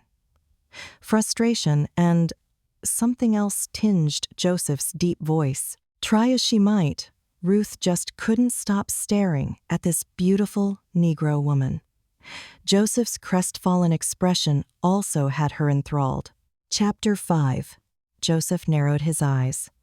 "Lord, please help me not to lose my temper. Francine, what on earth are you doing here?" Her perfume clung to his nostrils like an annoying ant. He took a few steps away from her. She batted her eyelashes. "I came to see you. Joseph, you have not come to call on me since you took me to the cotillion a month ago. I just wanted to see you." He'd never in his entire lifetime encountered such a bold and beautiful woman. Francine may have been beautiful, but her beauty was outward. He just couldn't warm up to her. A few weeks before he'd escorted her to the cotillion, she'd spotted him feeding the beggars as she rode by in her carriage. He had not realized she'd noticed his actions until she'd boldly confronted him about it on their way to the ball. "I can't believe you'd feed those people, Joseph. Your mother told me you already give to the Philadelphia charities. You don't want those people in your bakery." At that time, he'd hauntingly realized Francine sounded just like Mother. He didn't even want to ruin his day thinking about the abhorrent time he'd had at the cotillion. "Joseph?" Her voice rose, just a bit, as she fingered his shirt. "Why aren't you speaking to me?" He eyed Ruth as she continued to pass out pamphlets. She appeared busy, her bonnet covering her dark curls. She glanced his way for a few moments before continuing her chore. Her pretty mouth appeared pinched. Perhaps she was upset about Francine's unexpected arrival. Hopefully Francine would be on her way so they could return to their duties. "Francine, I've been busy." He showed her the pamphlets in his hand. "I'm in the middle of my abolitionist duties." He took a deep breath. "Listen, don't you want to abolish slavery?" She narrowed her eyes before boldly offering her parasol. "Hold this for me, please." Another trait of hers that proved bothersome, she commanded him, as if he were her personal worker. He swallowed and grasped the handle of her parasol. She then opened her fancy black reticule and removed a folded object. She opened her rose-decorated fan and waved it in front of her face in quick movements. She then accepted her umbrella. "It's hot out here today. Perhaps you should go back into your carriage." He was determined to get back to his duties, and having Francine around was not helping with his mission. She narrowed her eyes. "Does your mother know about your involvement with the abolitionists?" It was no surprise she refused to answer his question about slavery. He certainly could not lie to Francine, yet Mother's knowledge was none of Francine's concern. He'd tell Mother when he was ready. "I don't want to talk about her now. I'm busy." She pursed her red-painted lips and again fingered his collar. "Well, the charity ball is coming up." He resisted the urge to groan. The charity ball.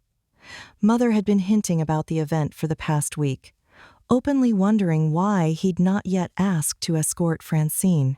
Well, one evening of Francine's company was enough to last him a lifetime.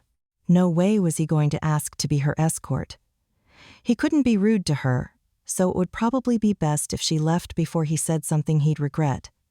He gestured toward her carriage. "I don't want to make you late, Francine.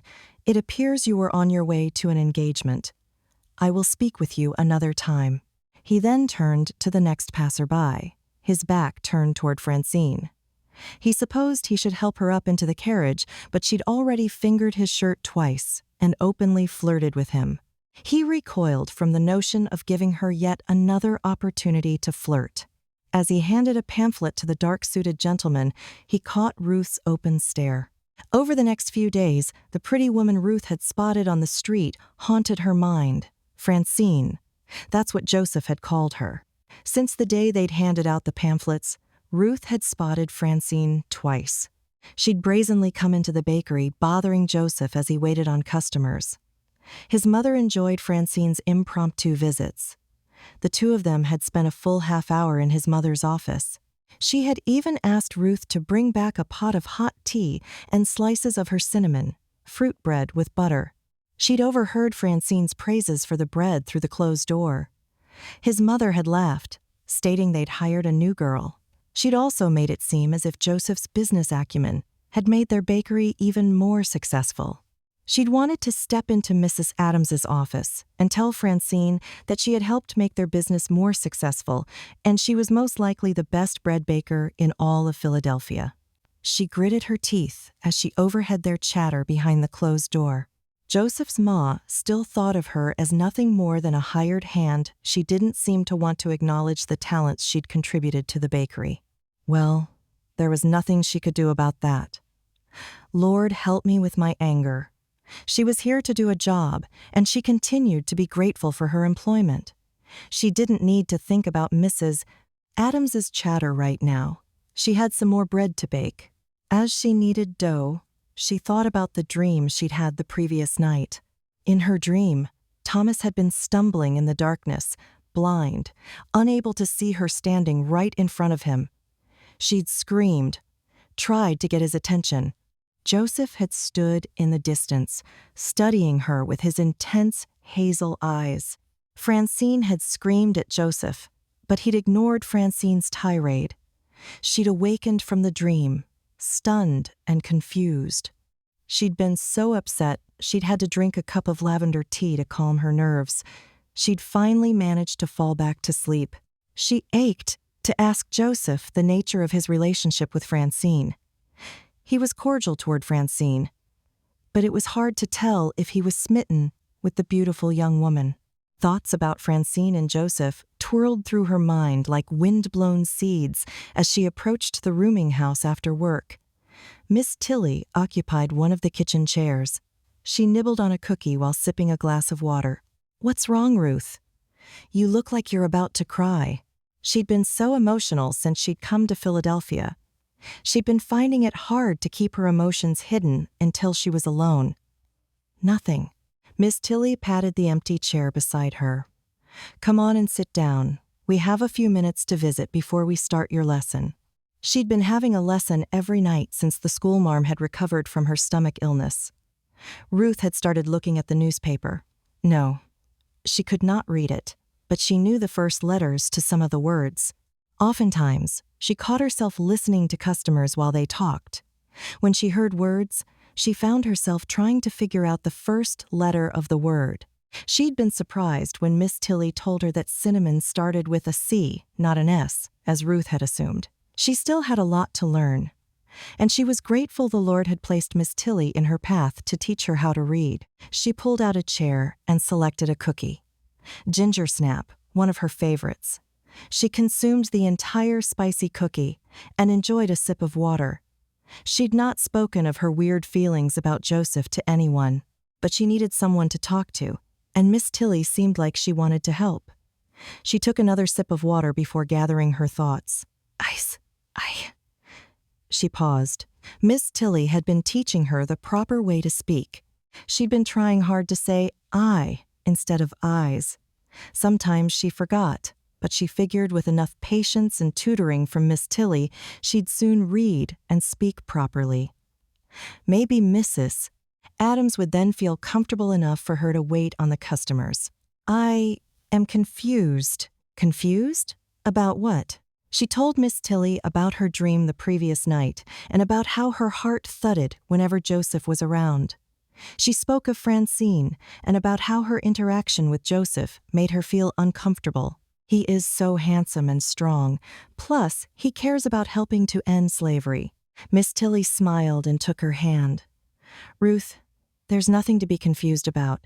You're obviously sweet on Joseph. There's nothing wrong with that. He's good-looking, charming, and nice as can be." She cleared her throat. "Are you upset because he's not smitten with you?" "Miss Tilly, my problem is I just can't get him off my mind. But I needs to. I'm not supposed to be with anybody." Miss Tilly frowned and pushed her tin cup aside. "What do you mean?" "God called me to help people escape from slavery. Eyes. I feel the Lord led me here to help people escape through the Underground Railroad. Dear, I don't understand why that's a problem. You are helping with the abolitionist movement. So is Joseph. I'd imagine that would make him a perfect beau for you. That is, if he shares your feelings." She shook her head. Miss Tilly just didn't understand. "Not at all. I'm not supposed to be with anybody. I'm spending the rest of my life alone, without a husband or children." She squeezed the older woman's hand. "I'm supposed to help men, women, children escape from slavery. I'm going to spend my life helping other people, alone. That's what the Lord wants me to do." "Oh, Ruth." Miss Tilly's kind, thoughtful voice filled the kitchen. Her eyes shone with curiosity and something else that Ruth couldn't quite put her finger on. "Why do you honestly feel the Lord has called you to be alone your entire life?" "Well, I was going to jump the broom back in Maryland to Thomas." "Thomas? My beau in Maryland. What happened?" Her eyes teared and she wiped the wetness away, unable to hide her pain. "He died, Miss Tilly. He lived on a nearby plantation. He got sick. His master didn't call the doctor soon enough. If he had not been a slave, I think his master would have called the doctor and gotten him the help he needed. Slavery killed the only man I ever wanted to marry. He'd been dead for 18 months now. I still think about him every day." "Ruth, I want you to do something for me." "What?" "Pray about it. You're still not over Thomas, but that doesn't mean you should remain unmarried for your entire life. Our lives are full of seasons, and maybe you are called to be unmarried, but maybe the Lord wants you to be unmarried for now. After you're over Thomas, maybe the Lord will see fit to open your heart to a man's love." "I just don't know, Miss Tilly." "Honey, listen to me. Listen to your heart. You like spending time with Joseph. Maybe being with him is part of the process of healing, learning to cope with your pain from losing Thomas." Ruth continued to think about Miss Tilly's advice while she opened her primer to start her next lesson. Chapter 6.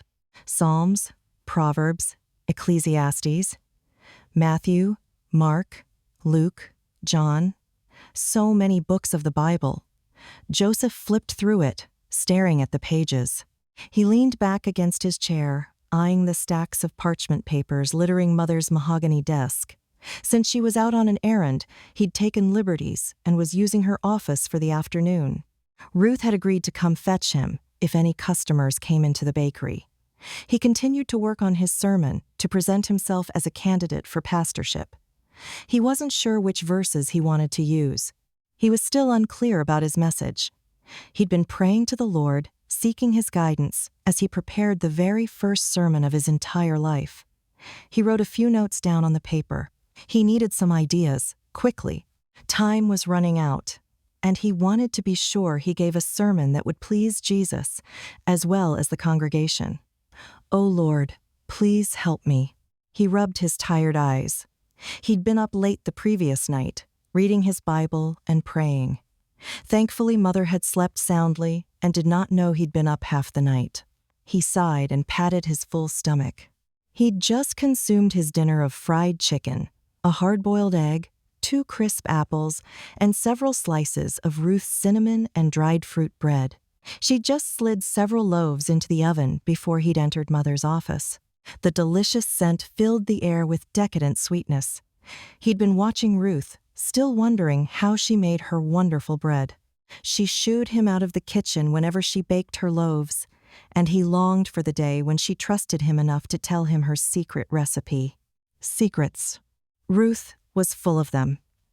He longed to take her into his arms and kiss her sweet, rosebud-shaped mouth.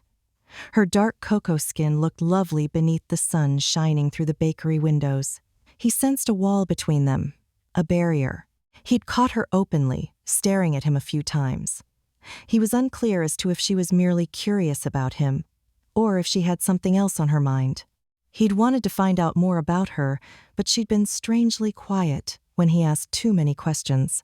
Her responses had been vague, and he was unclear as to if his questions made her uncomfortable or if she truly did not enjoy talking to him. He supposed she may feel uncomfortable because of Francine's visits. The woman proved a bothersome thorn in his side, and he hoped Ruth did not mistakenly think Francine was his sweetheart. He sniffed again. He could use a few more slices of bread. Bread! That was it! He plopped back into the chair. Bread, that would be the subject of his sermon. Spiritual bread. He opened his Bible and flipped through the pages. He scribbled, writing and mumbling to himself. He recalled which scriptures mentioned bread. He dipped his pen into the inkwell, then scribbled some more. A loud knock broke his concentration. It couldn't be Mother. She'd never knock. It had to be Ruth. He figured she needed his help with some customers. Come in. Ruth opened the door. Her dark eyes settled on him. She looked lovely. Apparently, she'd gotten a new bonnet. Her head covering was bright red, and it contrasted nicely with her dark hair and mahogany skin. You said to remind you to stop. Stop working when the bread was done. He'd noticed Ruth had been doing that a lot lately, correcting her speech. He figured she'd found someone to teach her proper English. She probably was learning how to speak, so she could be even more of an asset to their bakery.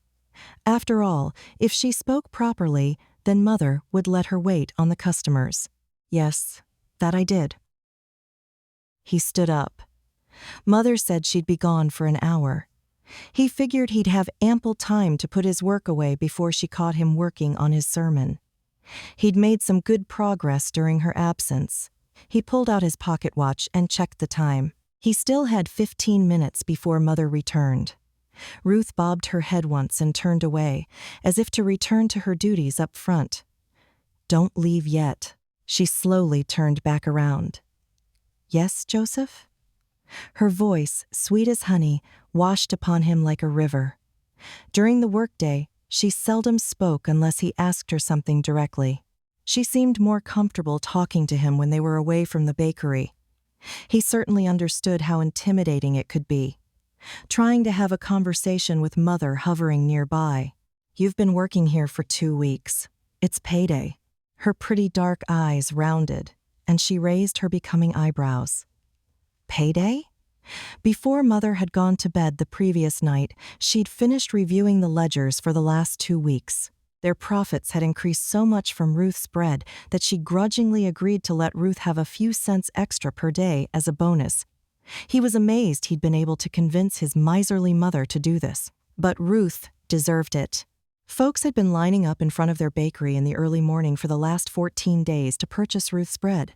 Mother had been humming about the increased profits, and he'd had to gently remind her last night that Ruth was the sole person responsible for their increased profits. If Ruth chose to leave, then their profits would decline. He doubted Mother wanted that to happen. Yes, it's payday. He had not discussed when she'd get paid when they originally hired her. He knew she was staying at Tilly's rooming house, so he figured she owed for her room and board. He opened the drawer and pulled out a small sack. He quickly counted out her wages and approached her. He pressed the money into her small, flour-stained hands. Her lips quivered as she counted out the cash. But Joseph, there's extra in there for your bonus. Her eyes shimmered. She was going to cry? He'd thought she'd be excited about the extra funds. Thank you. Clutching the money in her fist, she leaned toward him and pulled him into a hug. She smelled lovely, like cinnamon and spices. His heart pounded as he returned her hug. Her delicate body fit into his arms perfectly. He now realized she cried tears of joy. I'm going to take the bonus money and give it to the abolitionists. I want to do all I can to stop slavery. She gave him a little nod again and swiped her tears away before rushing back into the bakery. He blew on his papers and made sure the ink was dry before he folded them into a neat square and shoved them into his pocket. He then made his way back into the bakery and stole a look at Ruth, who placed the freshly baked bread into baskets. She was a strong, beautiful woman. Prayerfully, if he was patient, she just might agree to court him. Ruth sighed as Joseph dropped into the empty seat beside her. The oil lamps glowed in the crowded room as Cyrus Brown took the podium. He cleared his throat before speaking. The runaway slaves should be here in less than a week. We've been making all kinds of preparations.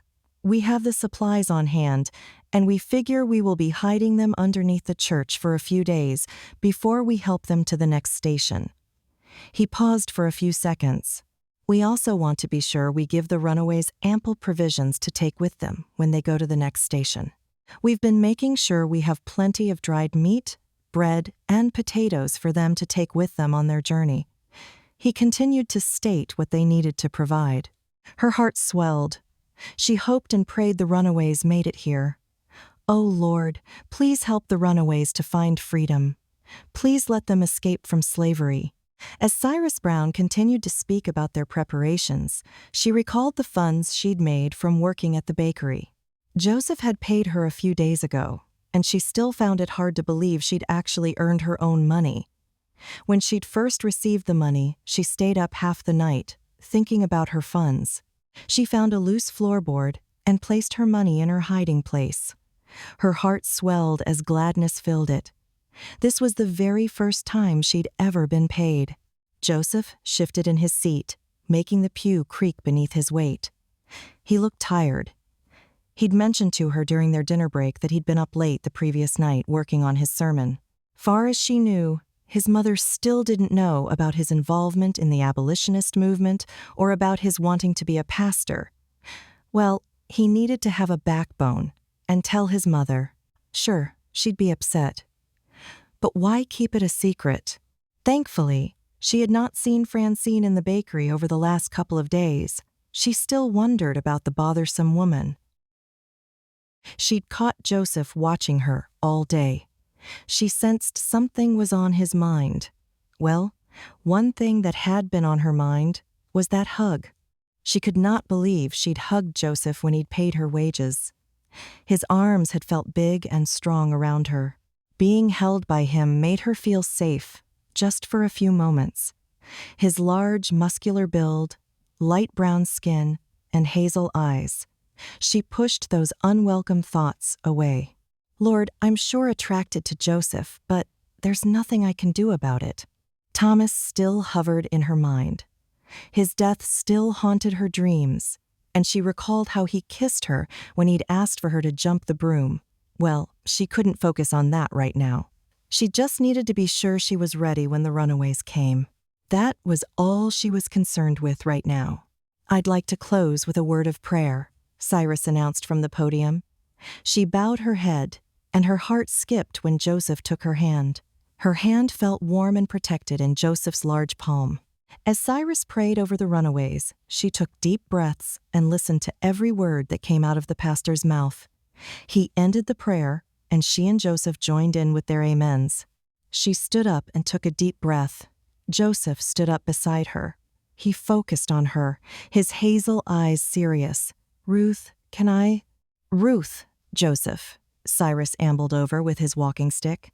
"I wanted to talk to the two of you." He cleared his throat. "Joseph, since you want to be considered for the pastorship, I think it's best if you be there when the runaways arrive. You can help minister to them. I'll come and find you as soon as they get here. Do you know your whereabouts over the next few days?" Joseph nodded. "Pastor, I'll either be in the bakery or at my home. I doubt I'll be elsewhere." Cyrus focused on Ruth. "What about you, Ruth?" "Me? Pastor? Yes. I figure we should find you too. I think you should help minister to the runaways. I've received word that they'll often have to forage for herbs when they're on the run. I've heard you have a passion for drying herbs and cooking with them. Do you have some dried herbs to spare for the runaways?" "Oh, Pastor." Her heart swelled. Yes. She mentally thought about all of the herbs she'd dried. Miss Tilly's herb garden was thriving, so she could easily dry more herbs to replace what she'd donate to the runaways. Joseph frowned. "I didn't realize they'd need herbs." She turned toward Joseph. She'd need to explain this to him. Yes, they need them to help them to be healthy. They can also provide some nourishment. She went on to explain that echinacea could help them not to get sick and that mint could help an upset stomach. They can use the herbs for tea, too. She focused on Cyrus. I'll be at the rooming house or at the bakery over the next few days. Cyrus nodded. Good. I'll be sure to come fetch you as soon as they arrive so that you can assist them. He gave them another nod before making his way toward another church member. I hope the runaways make it. I've been praying about them whenever I think about them, Joseph commented. Ruth nodded. Me too. I really want to help them find freedom. She also wanted to tell them about her own journey from Maryland to Philadelphia. Of course, she was not an escaped slave, but she had a lot to share about how she'd made a new life for herself, getting paid to bake bread and helping the abolitionists. Joseph touched her elbow. Ruth, before we were interrupted by Cyrus, I was about to ask you something. Yes? May I walk you to your rooming house? He balled his hands into fists, and his light brown skin reddened. He looked nervous as a schoolboy. What in the world did he want to speak with her about? Chapter 7. Joseph eyed the food-laden table. He'd successfully transformed the bakery into a nice dining space for himself and Ruth. The crude wooden table had a cloth laid over it. He'd closed the shutters on the windows so the early evening light wouldn't shine on them. He needed total privacy this evening. The only other person who knew about his private supper with Ruth was Cyrus. He'd wanted Cyrus to know where to find him and Ruth if the runaways arrived this evening. He'd also confided to the elderly pastor about his feelings for Ruth, and Cyrus had encouraged him to make his feelings known to her. If Ruth shared his feelings, then he knew they had a rocky road in front of them. Once Mother found out how he felt about Ruth, she'd have a fit. He could imagine her bony shoulders shaking with rage when he made his intentions known to her. He lit the candles and eyed the chicken and ham he'd prepared as soon as Mother had left for the day. She had a charity meeting to attend, and he imagined Francine would be there too. He could imagine Francine speaking with Mother, upset that he'd not asked her to the charity ball. He closed his eyes and imagined Ruth in a fancy dress. Her dark hair would be uncovered, and he imagined her loose curls would dangle down her slim back. She was so pretty, he didn't think she needed the face paint that some women used. She looked perfect just the way she was. After the abolitionist meeting the previous evening, he'd escorted Ruth to her rooming house. He asked her to supper, and she surprisingly agreed. His request had startled her. He could tell by the way her eyes widened. Well, he was tired of hiding his feelings, and now it was time to do something about it. A loud knock sounded at the door. He'd locked the door earlier, so he figured it was Ruth. He opened the door and smiled. Ruth sported the dress she'd worn to church last Sunday. She also wore a fancy bonnet. It was red, and a pattern of flowers decorated the headpiece. She clutched her battered reticule as if she were nervous. He finally found his voice. "Ruth, so glad to see you. Come in." He took her hand and guided her into the room. Ruth's hand warmed as Joseph led her into the bakery. Her mouth dropped open when she spotted the fancy meal. Candles flickered in the semi-darkness. She blinked, her mind spinning. Well, when Joseph asked her to come to supper, she wasn't sure what to expect. She'd spoken with Miss Tilly after the abolitionist meeting the previous night. The schoolmarm had advised her to speak with Joseph and tell him the truth about her background. There's no need to keep secrets from him any longer. The older woman had then reminded her that the only reason she'd initially told her to keep her background a secret was because she was concerned about Elizabeth Adams's reaction. Joseph's mother could be quite intimidating, that was for sure, but Ruth could handle her. But she honestly didn't know if she could handle the growing attraction between herself and Joseph. "This looks so nice, Joseph." She still struggled to use proper speech, but Miss Tilly had been great with her lessons. She'd advised her to think before she spoke, giving her time to recall the rules of English. Thinking first proved tiresome, but she'd been improving, and that was the important thing. "Thank you, Ruth. Come and sit down." He led her to the table and helped her into a chair. He sat across from her, still holding her hand. He bowed his head. "Lord, thank you so much for Ruth's company tonight. Please allow me to open my mouth and say the right words to her." Please also be with us as we share this meal together. Please, Lord, be with me as I continue to work toward my pastoral endeavors. And Lord, please be with the runaways as they make their journey to Philadelphia. Amen. Ruth squeezed his hand. Amen. They feasted on flavorful fried chicken, fried ham, flaky biscuits slathered with butter, and fresh peas. Ruth resisted the urge to lick her lips. Miss Tilly had also been teaching her proper table manners. But sometimes Ruth longed to forget those proper etiquette rules and just be herself. Was it possible to be proper about everything as a second nature? What's the matter, Ruth? You were frowning. Joseph gathered their dirty dishes. She ignored his question. Do you need help with the dishes? She figured he was going to take them back to the kitchen to wash them. He stopped gathering their dishes. No, I want to know what you were thinking a few seconds ago. She inwardly winced. She'd come to tell him the truth about herself, so maybe this was a great time to start. Why don't we have dessert before you tell me what's on your mind? Oh, so he had dessert too? He abandoned their table and went behind the counter. He returned with a yellow cake. A thin glaze was drizzled over the top of the confection, and cherries decorated the top. He sliced 2 generous pieces and plopped them onto their plates. She wanted to eat the cake with her fingers. Instead, she followed Joseph's lead and sliced into the cake with a fork. The moist, delicate cake melted on her tongue. Sweetness exploded in her mouth. Joseph, this is so good. I likes it. She inwardly groaned. In her excitement, she'd forgotten about her proper English, but Joseph didn't seem to notice as he ate his cake. Thank you. She was a great bread baker, but cakes were not something she made very often. Her master only allowed them to bake cake for birthdays and holidays. They each ate 2 pieces of the wonderful cake. Afterward, Joseph served up some hot coffee with milk and sugar. So why were you frowning a few minutes ago? Could she open herself up and be completely honest with him? She sighed and looked into his hazel eyes. The candles flickered in the darkness, and she figured she needed to be honest with him.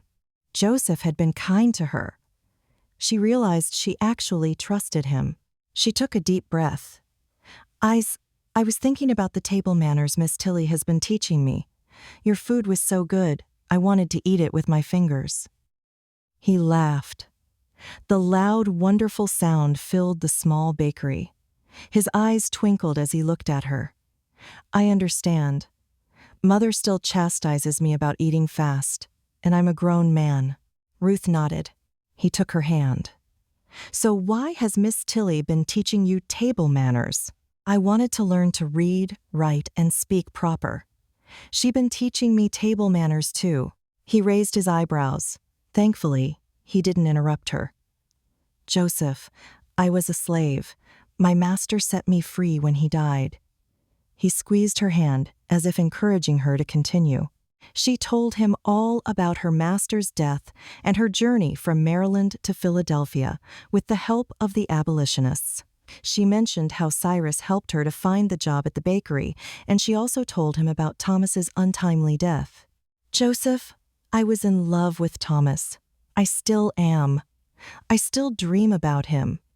I sometimes think the Lord wants me to be unmarried for the rest of my life and help other people escape slavery. He frowned, and his hazel eyes no longer sparkled, but he continued holding her hand. Ruth, you can't. A loud banging on the door shattered the silence. Joseph dropped her hand and rushed to the door. He unlocked it and opened it. Cyrus Brown stood at the door, his balding head shining amid the street lamps. Leaning on his cane, he poked his head into the bakery and spoke to both of them. The escaped slaves are here. We need your help. Ruth blew out the candles and joined Cyrus and Joseph at the door. Looked like it was going to be a long night. Joseph opened the door to the secret room underneath the church. Ruth eyed the 5 occupants. A tall, lanky white man was laid out on a pallet in the corner, snoring. She assumed he was the conductor. 2 boys, both looking to be around 10 years old. A man and a woman. The couple held hands, and the woman rubbed her stomach. They sat on the pallets on the floor and leaned against the wall. They guzzled water from tin cups. Ruth narrowed her eyes, unsure of how hard their journey was. "Don't drink too fast," she advised them. She feared if they drank a lot of water too quickly, they might get sick. They nodded, and she poured more water for them. They sipped it and then nibbled on bread, their dark eyes tired. She and Joseph and Cyrus ministered to the runaways for an hour before more church members arrived. The church members agreed to stay with the runaways so that Joseph and Ruth could leave. "I'll be back tomorrow," she commented. Ruth wanted to tell the runaways about her experiences in a new place, and she hoped she could provide some guidance for them. She also needed to bring the herbs Cyrus had requested. The runaways were supposed to stay for a few days before continuing their journey toward Canada. Before she and Joseph left, they joined hands with Cyrus and the other church members. They formed a circle around the slaves and the sleeping conductor. They bowed their heads. Joseph cleared his throat. "Lord, we come before you today to seek help. We want to help these people escape to Canada. Please let your Holy Spirit guide them. Please protect them and help them to stay strong and healthy during their journey. Amen." His voice boomed throughout the room, and the sleeping conductor opened his eyes for a few seconds before falling back to sleep. Joseph touched each of the runaways before he led Ruth out of the church. Her heart skipped when he held her hand as they made their way toward the street. Fatigue weighed upon her like a ton of bricks, and she sighed. "Lord, please help me to get a good sleep tonight. I don't want Elizabeth to get angry with me when I can't stay awake to bake the bread tomorrow." "Joseph!" Elizabeth's stern voice pierced the dark night, causing Ruth's heart to thud. She rushed toward them. Her mouth pressed tightly, and her bony shoulders shook with apparent rage. She glared at their joined hands. What is the meaning of this? They'd barely left the church when Joseph's ma appeared. How had she found them? "Mother, what do you want?" "I saw Francine at the charity meeting, and she told me about the church where you've been worshiping. She claims you're involved in the abolitionist movement. Is that true?" "Mother, we can talk about this later. Elizabeth screeched, tears coursing down her cheeks as she again eyed their joined hands. She rushed away. "Joseph, you need to go after your ma, but I want to be sure you get home." She gestured down the street. "I's be okay." He shook his head. "I've only seen Mother this angry once in my life. You cannot talk to her about anything when she's so upset. I must wait until later to speak with her." Ruth disagreed he needed to go after his ma. She chewed her lower lip as he held her hand while escorting her to the rooming house. He then pressed his lips against her forehead. "After we get some rest, we need to finish the conversation we started earlier." Unable to sleep, Ruth arrived at the church a few hours before her workday started. She knocked on the door, and a church member answered and led her to the hidden stairs behind the church. They walked down the steps, and Ruth pushed the door open, entering the secret room. Surprisingly, the couple was awake, but the boys and the conductor were sleeping. She nodded toward the couple who were sitting up on their pallets. "Hello, I didn't get a chance to introduce myself earlier. My name is Ruth." "Hello, Ruth." The man greeted her and introduced himself and his wife. His wife rubbed her belly. "I's 2 months pregnant," she announced. Ruth raised her eyebrows. She'd heard that pregnant women usually could not make the trip because it was too difficult for them. She figured since this woman was only 2 months pregnant, she wasn't as fragile as a woman who was further along with a pregnancy. "I hope your baby is born free. I have faith it will happen." The woman bopped her head. "Thank you." She removed her herbs, and over the next hour, she showed them the different herbs she was providing to them. She told them to sniff each one so that they could identify them. "Drink the echinacea each day as a tea. If you can't find water, then chew it. It'll help you to stay healthy." Once she was finished telling about the herbs, she focused on telling them about her life. "I just want you to know how the Lord has guided me from Maryland to Philadelphia as a manumitted slave. I work now and receive wages, and I want you to know that it's possible for you to get a job too. I prayed for this every day, and I wants you to pray for freedom and hope for a better life." She took a deep breath as she began telling them about the events that led up to her journeying to Philadelphia. Chapter 8. 2 days. Joseph didn't know if he could last another day like this. Mother had not spoken to him, not one word, since she'd found him holding Ruth's hand. He was also worried about his sermon. Tomorrow, he'd be presenting his sermon to the church, and his stomach had been tied up in terrible knots. He'd been fasting, asking the Lord for guidance regarding his mother's attitude, his feelings for Ruth, and his sermon. He'd noticed Ruth's dark eyes on him, as if she were questioning his silence. He figured she'd say something when she was ready. They'd never finished their conversation they'd started during their special supper. He just found everything so overwhelming. He couldn't focus on his mother's caustic attitude, his feelings for Ruth, and his sermon at the same time. So, he decided he needed to concentrate solely on his sermon for now. He'd been happy to discover the runaways had left late last night for their next stop. He continued to pray for them whenever they crossed his mind. "Lord, please help them to find freedom." As he put out the fire at the end of the workday, Ruth approached him. "Joseph, you okay?" He took her hand. "No." He lowered his voice. "I've never seen Mother so angry for such a long time. She is upset. I can tell." Pausing, she stared at him for a few seconds. "Your sermon is tomorrow, right?" He nodded. "I've been praying for you. I hope you do well." He nodded and hugged her. "Thank you, Ruth." He studied her as she left, still recalling they needed to sit down and talk. Well, after his sermon was over, and after Mother cooled down, then he'd speak with Ruth. He pulled out his pocket watch. Mother would probably be leaving to go home soon. Well, he didn't want to delay speaking with her any longer. He knocked on her office door. "Mother, I need to speak with you." Even though she didn't respond, he opened the door. Surprisingly, she wasn't going over the numbers. She sat in her chair and stared out the window. Tears coursed down her sunken cheeks. He pressed his handkerchief into her hands. "Mother, when was the last time you've eaten?" She shrugged, refusing to look at him. Mother could be so impossible when she got into one of her moods. He went up front and found a few pieces of Ruth's bread.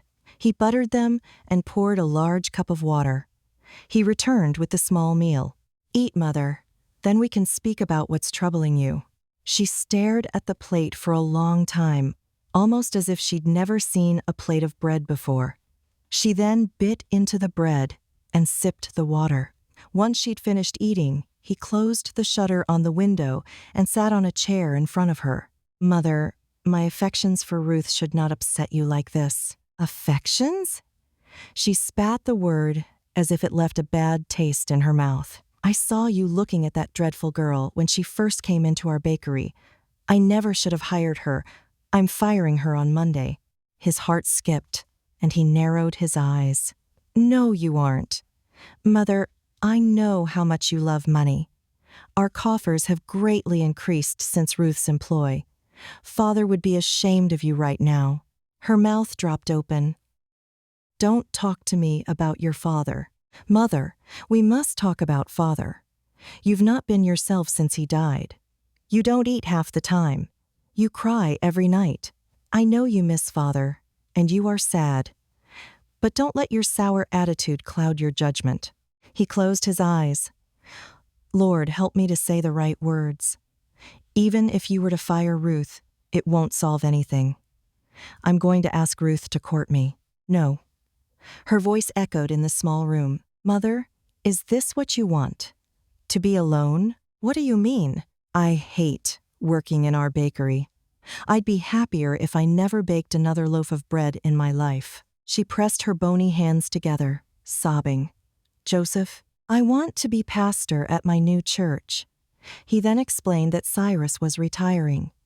"If they like my sermon, I may be voted into the pastorship, Lord willing." She shook her head, the red kerchief on her head bopping. "Joseph, you are not thinking clearly. That girl put these horrid ideas in your head. She told you to become a pastor. I'll bet she even convinced you to join the abolitionist movement. That girl has a name, Mother. It's Ruth, and you'd better learn to say it. As far as the movement, I joined myself. I feel called to help others find freedom. I started doing this shortly before I met Ruth." He paused and licked his lips. "I felt unfulfilled at our old church, so I joined another and became involved in the movement. Son, just give them some money for the cause. You can help that way." "Mother, no." She grabbed his hand, tears streaming from her eyes. "I hear that kind of work is dangerous. What if a slave catcher comes and pulls a weapon on you while you're helping those runaways? Son, I've already lost your daddy. I don't want to lose you too." His heart thumped as he pulled his mother into his arms. "Mother, I'm sorry." He'd never stopped to think how this would affect her. Mother always wanted to act tough and in control. Well, she needed to understand she couldn't control everything. "I promise I'll be careful." He released her. Hopefully she wasn't still angry. He may as well be honest with her about everything. He was tired of hiding things from her, hoping to keep her from one of her moods. "I want to help people. I was talking to Cyrus about this the other day, and he said I was already pastoring and did not know it." She frowned. "You were talking to Cyrus about what?" He sighed. "Pastoring.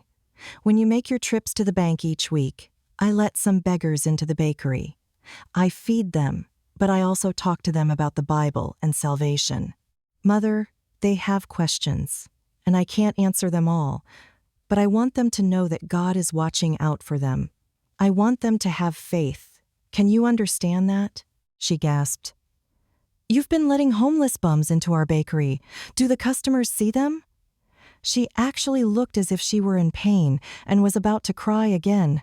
"I take them into the back. Into this office." She screeched the words as if she were having a fit.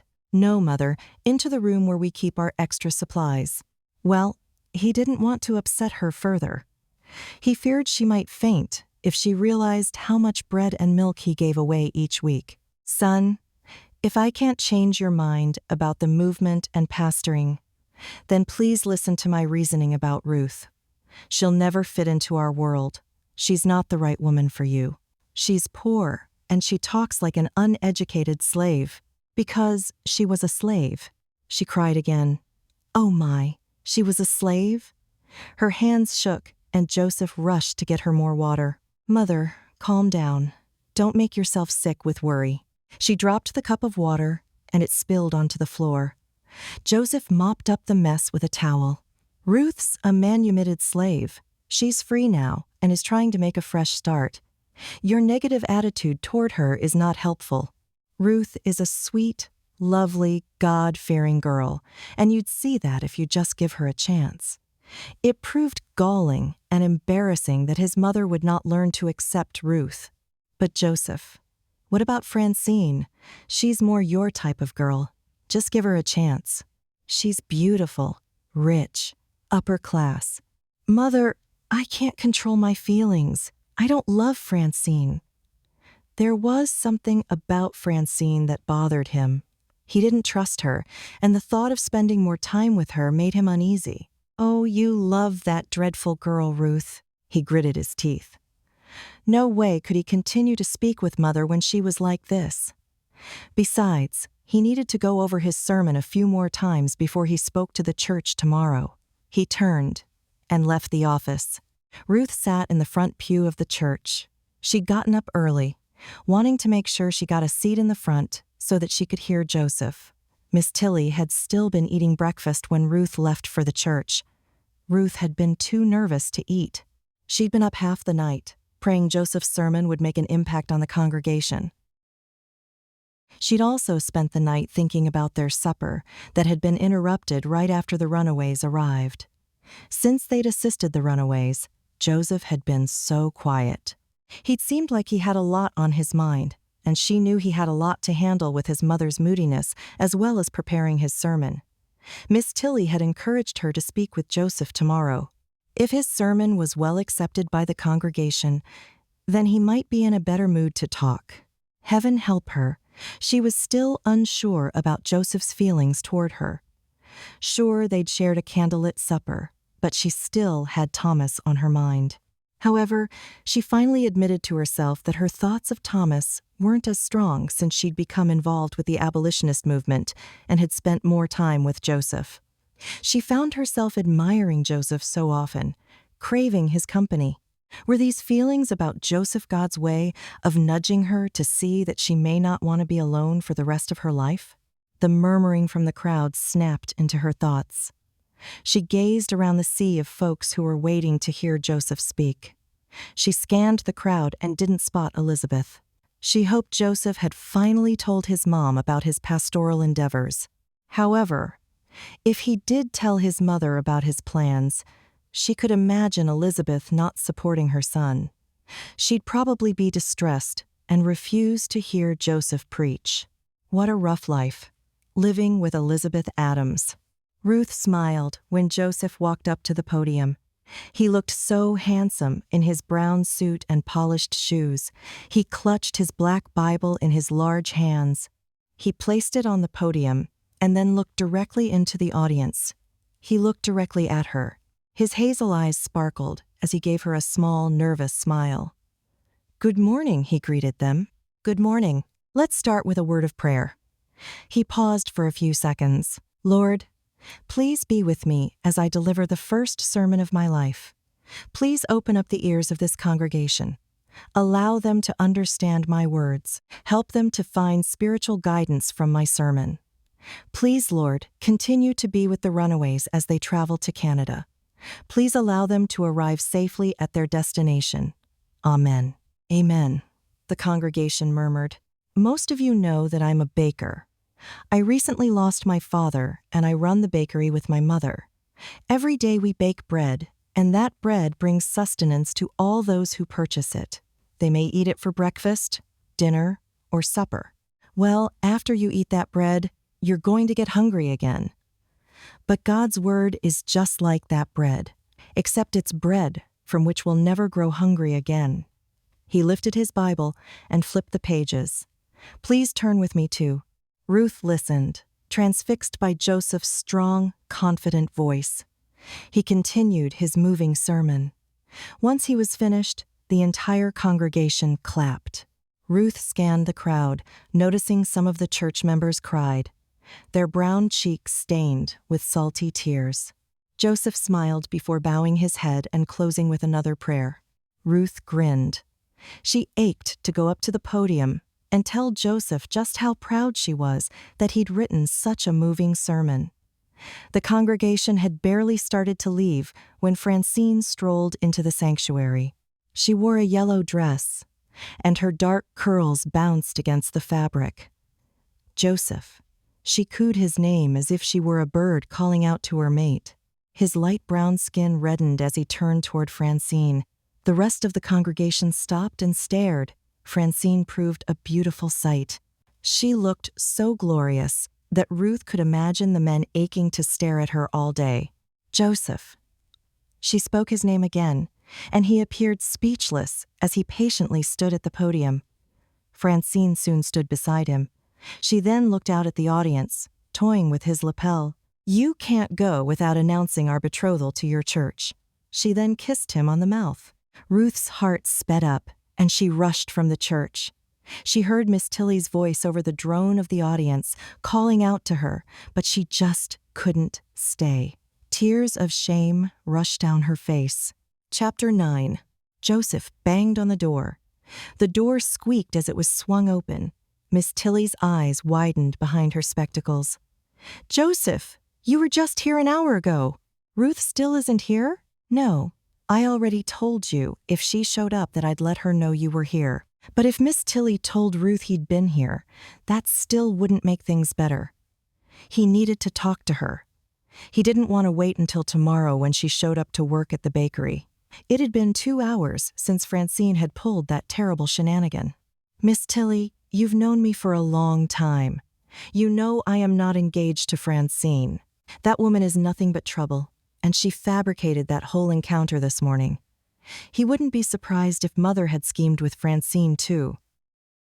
After he'd unsuccessfully tried to find Ruth, he'd gone to his house. Mother had not been there. Her absence proved disturbing since she always rushed home after church for Sunday dinner. He had to wonder if Mother was with Francine right now, trying to come up with another scheme to hurt Ruth. Miss Tilly touched his arm. "I know you're not engaged to Francine, but now you've got to convince Ruth." She paused and leaned against the doorframe. "You know, since you were here earlier, I've been thinking." "Yes?" He'd take any advice he could get. All he wanted to do was fix things with Ruth. "Ruth once told me she'll sometimes go for a walk in Fairmount Park on Sunday afternoons. You might find her there." She threw her hands up in the air. "I apologize for not thinking about this earlier, but—" He patted her shoulder. "Thank you. Don't apologize. I'm grateful for your help." He rushed down the steps. He needed to get there as soon as possible. His Sunday shoes clomped against the cobbled street as he rushed toward the park. Sweat beaded on his forehead and rolled down his face. He could imagine Mother's reprimands about his running down the street on a Sunday afternoon. Mother needed to realize protocol was not always relative to the situation at hand. Sometimes, when you needed to get something done, you must do all that was within your power to make it happen, even if you broke a few social rules. Winded, he rounded the corner and approached the park. "Lord, I need your help.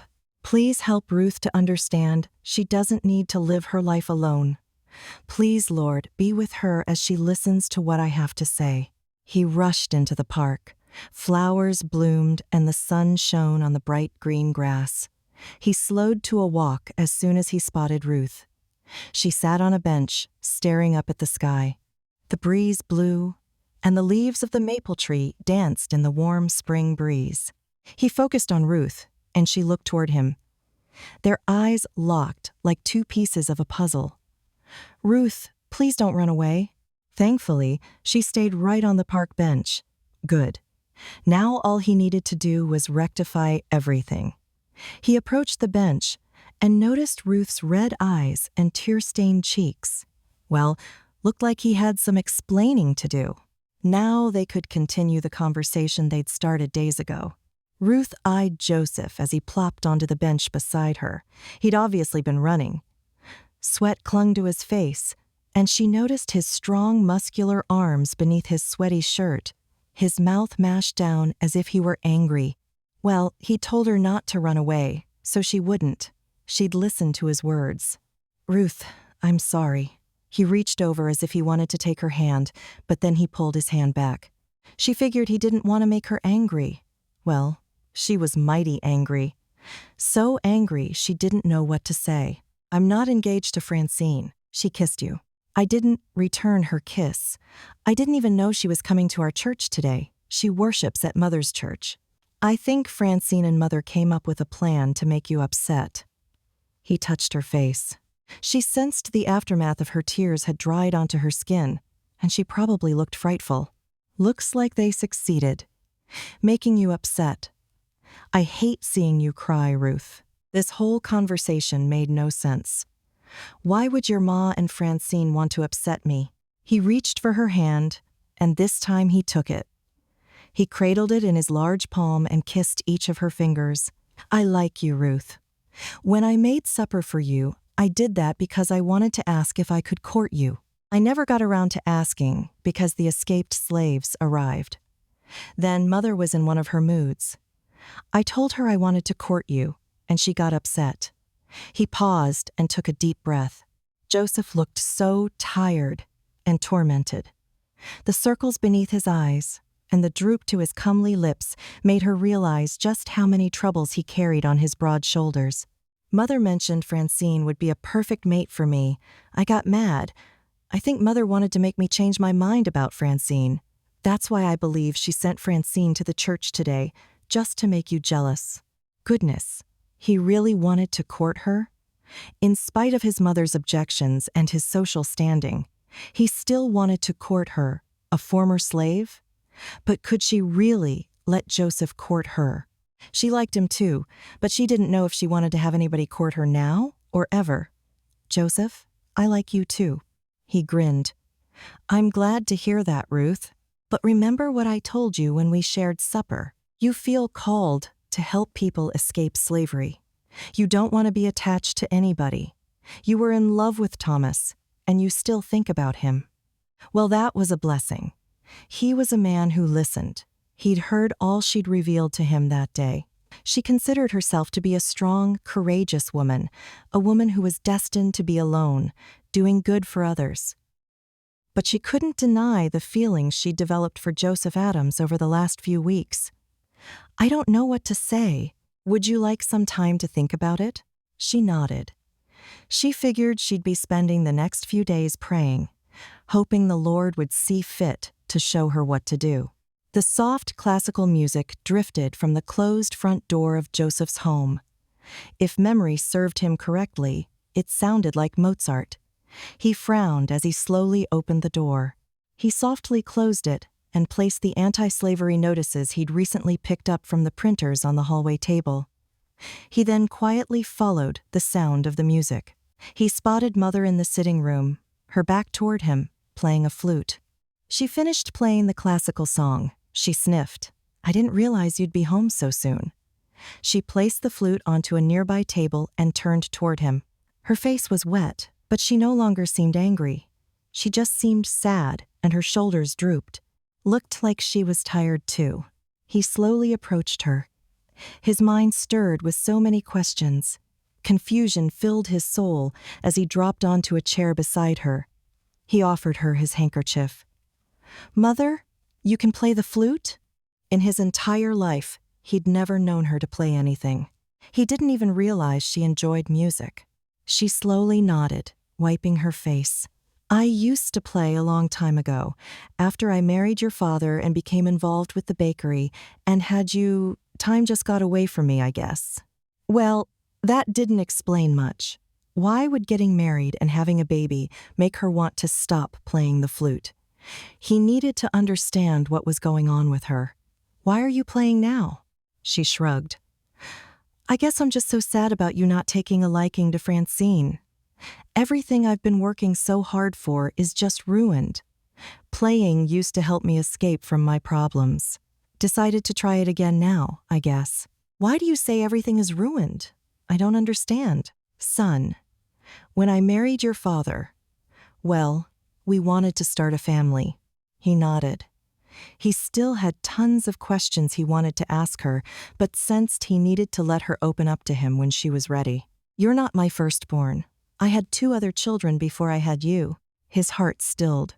"What?" "You heard me. I had 2 children before you. Both of them died when they were infants. Then I had you.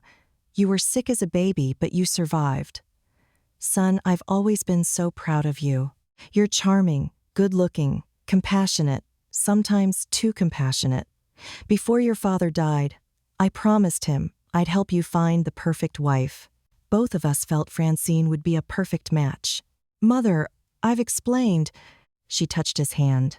"I know. I've just been so focused on doing what I and your father felt was right for you that I haven't been paying attention to how my actions have affected you. Son, I just didn't want to further alienate you. I don't want to lose you. Mother, you will never lose me. I will always love you and be your son." He took her hand and squeezed it. "Is there anything else you want to tell me?" She nodded. "I have to be honest with you. I schemed with Francine. I agreed to her meeting you at the church and kissing you. You're so smart, you probably figured that out on your own." He nodded, still holding her hand. "Yes, Mother, you hurt Ruth. I like her. I honestly don't know if she'll agree to court me, but even if she doesn't, I know that there's no future between me and Francine. I can't be with a woman I can't trust. I'm sorry, son. I really am. I now realize I took things too far, and for that, I'm truly sorry." He nodded. "I forgive you." A miracle had just occurred. He couldn't believe that Mother had actually admitted she'd been wrong. Well, he needed to tell her something that might make her feel better. "I like hearing you play. You should do it more often." She actually smiled. He then abandoned his seat and made a pot of coffee. He spent the entire evening talking to his mother, asking her questions, hoping that he could help erase the rift that had grown between them. Ruth lay on her bed and stared at the ceiling of her bedroom. It had been 2 days since Joseph's question about courting her. A loud knock on the door interrupted her thoughts. "Come in." Miss Tilly came into the room. She pushed her glasses up on her nose. "Have you been all right?" Miss Tilly seemed to be able to know when something was bothering her. She may as well be truthful. "No. Your mind has been wandering the last couple of days during our school lessons." The older woman pulled her chair up to the bed and took a seat. She patted Ruth's leg. "You've made excellent progress on your lessons. Your speech has improved." "Thank you, Miss Tilly." She'd even started reading some of the simple children's nursery rhyme books. She'd been working hard on learning her letters, and she figured in due time Mrs. Adams might let her wait on the customers in the bakery. The woman barely paid her any attention. She often wondered if Mrs. Adams noticed her speech had improved since she'd been hired to work in the bakery. Miss Tilly cleared her throat. "I worked with Joseph this evening." "You did?" This was surprising. She didn't realize Miss Tilly would be helping Joseph. "Yes? I helped him to hang some anti-slavery notices. We're trying to get some more people to come to our next abolitionist meeting. We're expecting some more runaways in a couple of weeks." She'd known Joseph was going to be hanging notices, but she didn't realize he'd be doing that this evening. Normally she would have assisted him with the task, but she'd seen him all day at the bakery. She needed some time away from him to think about his offer of courtship. "How are things going at the bakery?" I've been working hard like usual. Are you getting along with Mrs. Adams?" She resisted the urge to roll her eyes. She doesn't talk to me, Miss Tilly. She doesn't look at me. Only reason I'm still there is because of my bread. The profits are good, so she tolerates me." "How about Joseph? He was mighty upset about what happened last Sunday with Francine. He told me you two talked at the park." "Yes, we talked." She then told Miss Tilly about Joseph wanting to court her. "I don't know if I should let him court me. I wonder if I'd be happier by myself." "Have you prayed about it?" "Yes, a lot." "What do you feel in here?" Miss Tilly touched her chest. "In your heart?" "I like Joseph. It made me mad when Francine kissed him. I hated seeing her around him when we were passing out the pamphlets earlier this month." "Are you still sad about Thomas?" "Not as much since I've started working in the bakery. I still dream about him, think about him." Miss Tilly nodded. "Grief can be like that sometimes. When my pa died, it was awful. Took me a while to get used to his being gone. I still think about him a lot." Ruth nodded. "Sorry about your pa." She waved her hand. "It happened a long time ago. Now tell me how you feel about Joseph." "I like Joseph. He's kind, honest, and trusting. I like how he helps people." "Are you referring to his helping with the abolitionist movement?" "Yes, but I'm also talking about his helping people in the city. He feeds homeless people and tells them about the Bible. He really cares. And seeing him care for folks like that, feeding them, wanting to nourish their souls," she swallowed and continued to gather her thoughts, "makes me feel happy in here." She pressed her hand to her chest. "My heart gets glad just seeing him minister. Plus he's handsome. I could sit and look at him all day." Miss Tilly grinned. "I think you know what you need to do, Ruth." She frowned. "I do? What would Thomas want you to do? Do you think he'd want you to be alone for the rest of your life?" She'd never thought of it like that. She knew Thomas would want her to be happy. "Ruth, from hearing you speak, you want to spend time with Joseph and get to know him better, but you are scared of being hurt again." She took Ruth's hand and squeezed her fingers. "Don't be afraid to love again. The Lord wants you to be happy. And if being with Joseph brings you happiness, then you should let him court you." Miss Tilly hugged her, then left the room and closed the door behind her. Joseph pulled out a chair for Ruth. They'd just closed the bakery, and Mother had already gone home. Mother was still strangely silent during the workday, clearly unsettled about his affections for Ruth. She still didn't speak to Ruth, but at least she no longer glared at her like she used to. Ever since she'd told him about her deceased children and her aspirations for him as her only living child, it was like a barrier had been removed from between them. For the last couple of nights, they'd shared coffee and had a decent conversation. He was finding things out about his mother he'd never known, and he'd encouraged her to consider playing the flute as worship to God. He eyed Ruth as she sat in her seat. Earlier, she'd requested to speak with him after closing, and he'd gladly agreed. "Lord, please let Ruth agree to my courtship." She removed her bonnet, and he admired the bunch of curls gathered on her head. He sat beside her as she pulled her dinner pail from the floor. She reached into the pail and removed a small wrapped parcel. "This is for you." Her dainty hands shook as she gave him the package. She looked nervous. Well, he was nervous too.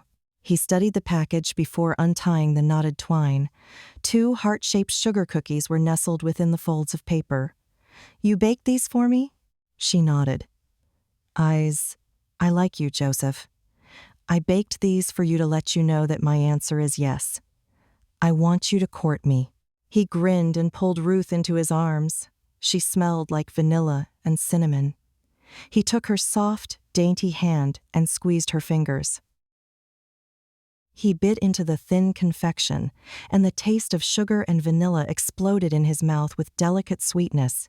He offered the cookie to Ruth, and she took a small bite. He then leaned toward her and kissed her beautiful lips. Epilogue.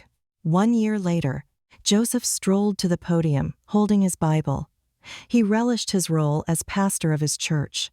He'd been the pastor for almost a year, and he was still amazed he'd been chosen to replace Cyrus Brown. He scanned the audience, his eyes resting on Ruth. She sat in the front seat, her hands resting on her large pregnant stomach. Mother sat right beside her. It had been a rocky road getting the two of them to get along.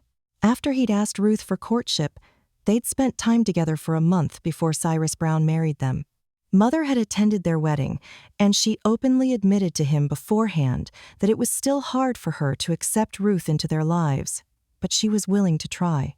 When he'd started his pastorship, Mother and Ruth began to run the bakery together. Ruth started talking to Mother about more improvements in the bakery. She'd suggested having a cookie day, a day when the bakery sold cookies in addition to their breads and pastries. Their profits had increased even more, and Mother had finally started to respect Ruth. Now they ran the bakery together, and Mother had finally started coming to their church. She'd even played her flute for the congregation a few times and had received a lot of compliments about her talent. They'd also hired a new assistant for the bakery once he'd become pastor. He was still active in the abolitionist movement, and Ruth continued to assist in the duties. She continued dispensing dried herbs and encouragement to the runaways, and she thrived in her role as a supporter of the Underground Railroad. He scanned the audience, before again focusing on Ruth. "I love you." She silently mouthed the words. He often daydreamed of what life would be like once their baby was born. He knew Mother would be pleased to have a grandchild on whom to dote. "I love you too," he mouthed. His beautiful wife then grinned at him, and he returned her smile before he began his sermon. I'm Cecelia Dowdy, the author of The Baker's Bride. Thanks for reading The Baker's Bride. I hope you enjoyed Ruth and Joseph's story as much as I do. I'd appreciate it if you'd hit the subscribe button. Subscribing will enable me to provide more stories for your enjoyment. If you enjoyed The Baker's Bride, then I'd also appreciate it if you left a 1 or 2 sentence short, sweet review on Amazon, Goodreads, or your social media platform. Reviews enable readers to find new books and new authors to enjoy. The next book in the Romance Bride series delves deeper into the historical Pennsylvania setting. Long ago, Deborah was in love with Timothy, but he married her twin sister instead. Now, Timothy is back as the town's doctor, and he's now a widower with a young child. So if you want to find out more about Deborah and Timothy, then I highly encourage you to check out The Doctor's Bride. I'll leave a link in the comments so that you can find out more about this wonderful story. Again, don't forget to subscribe to my channel. And have a blessed day, and thanks for listening.